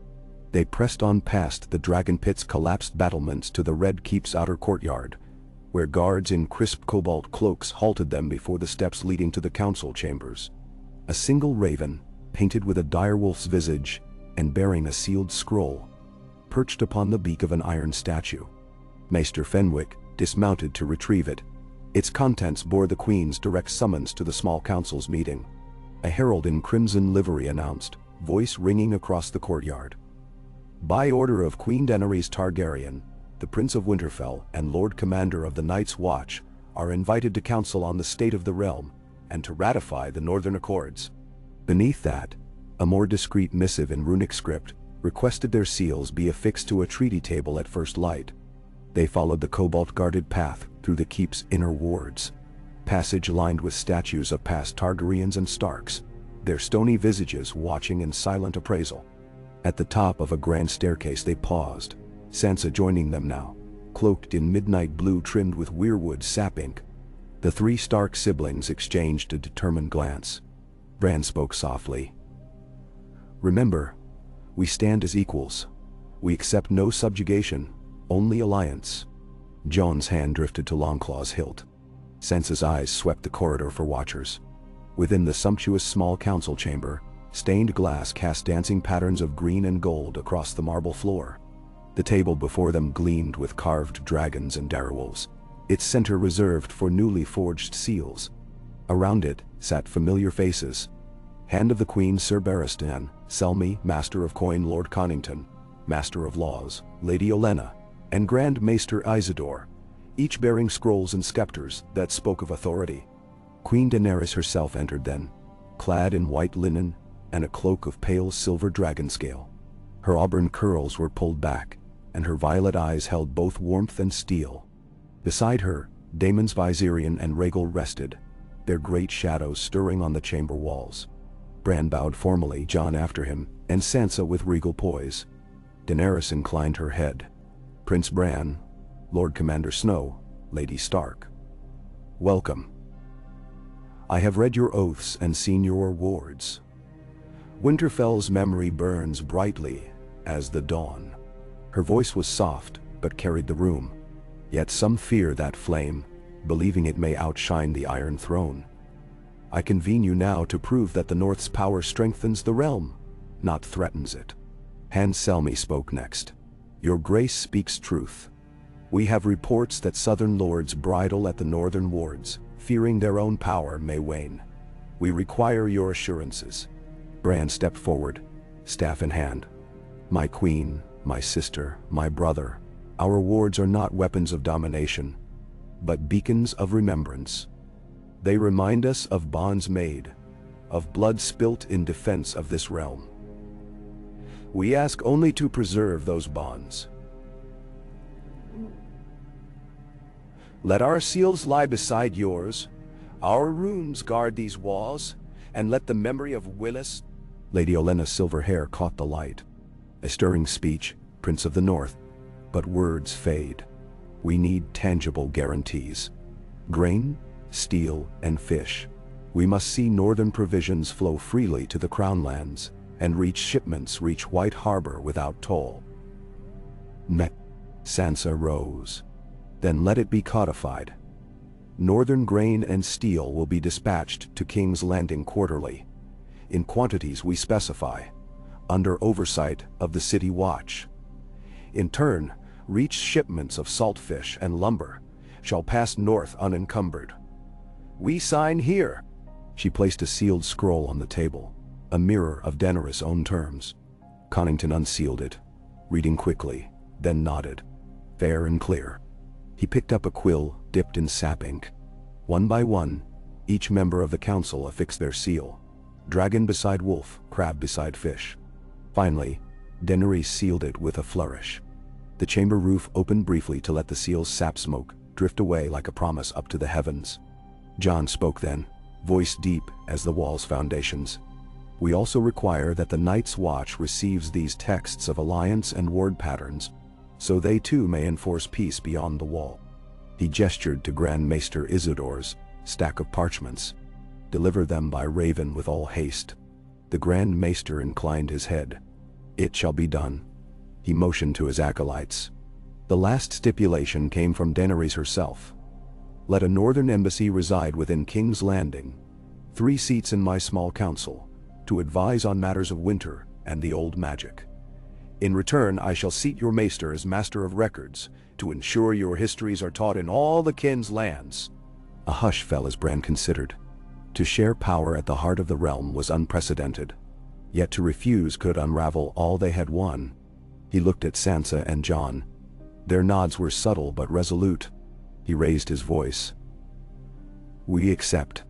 Let northern wisdom guide the realm as winter's herald. May our memory unite the 7 kingdoms. Bam! Daenerys smiled, and the chamber erupted in the quiet rattle of parchment and the honoring of oaths. Daemon Viserion lowered his massive head in approval. Thus was sealed the Treaty of Frost and Flame, grain and steel for salt fish and wood, shared counsel, shared memory, wards uniting realm and kingdom. In that moment, with seals affixed on carved stone, the North's voice echoed in King's Landing as never before. As the council dispersed, Bran lingered beside Daenerys at a narrow balcony overlooking the city. Below, the hustle of markets went on, unaware of the treaty just born. He spoke quietly.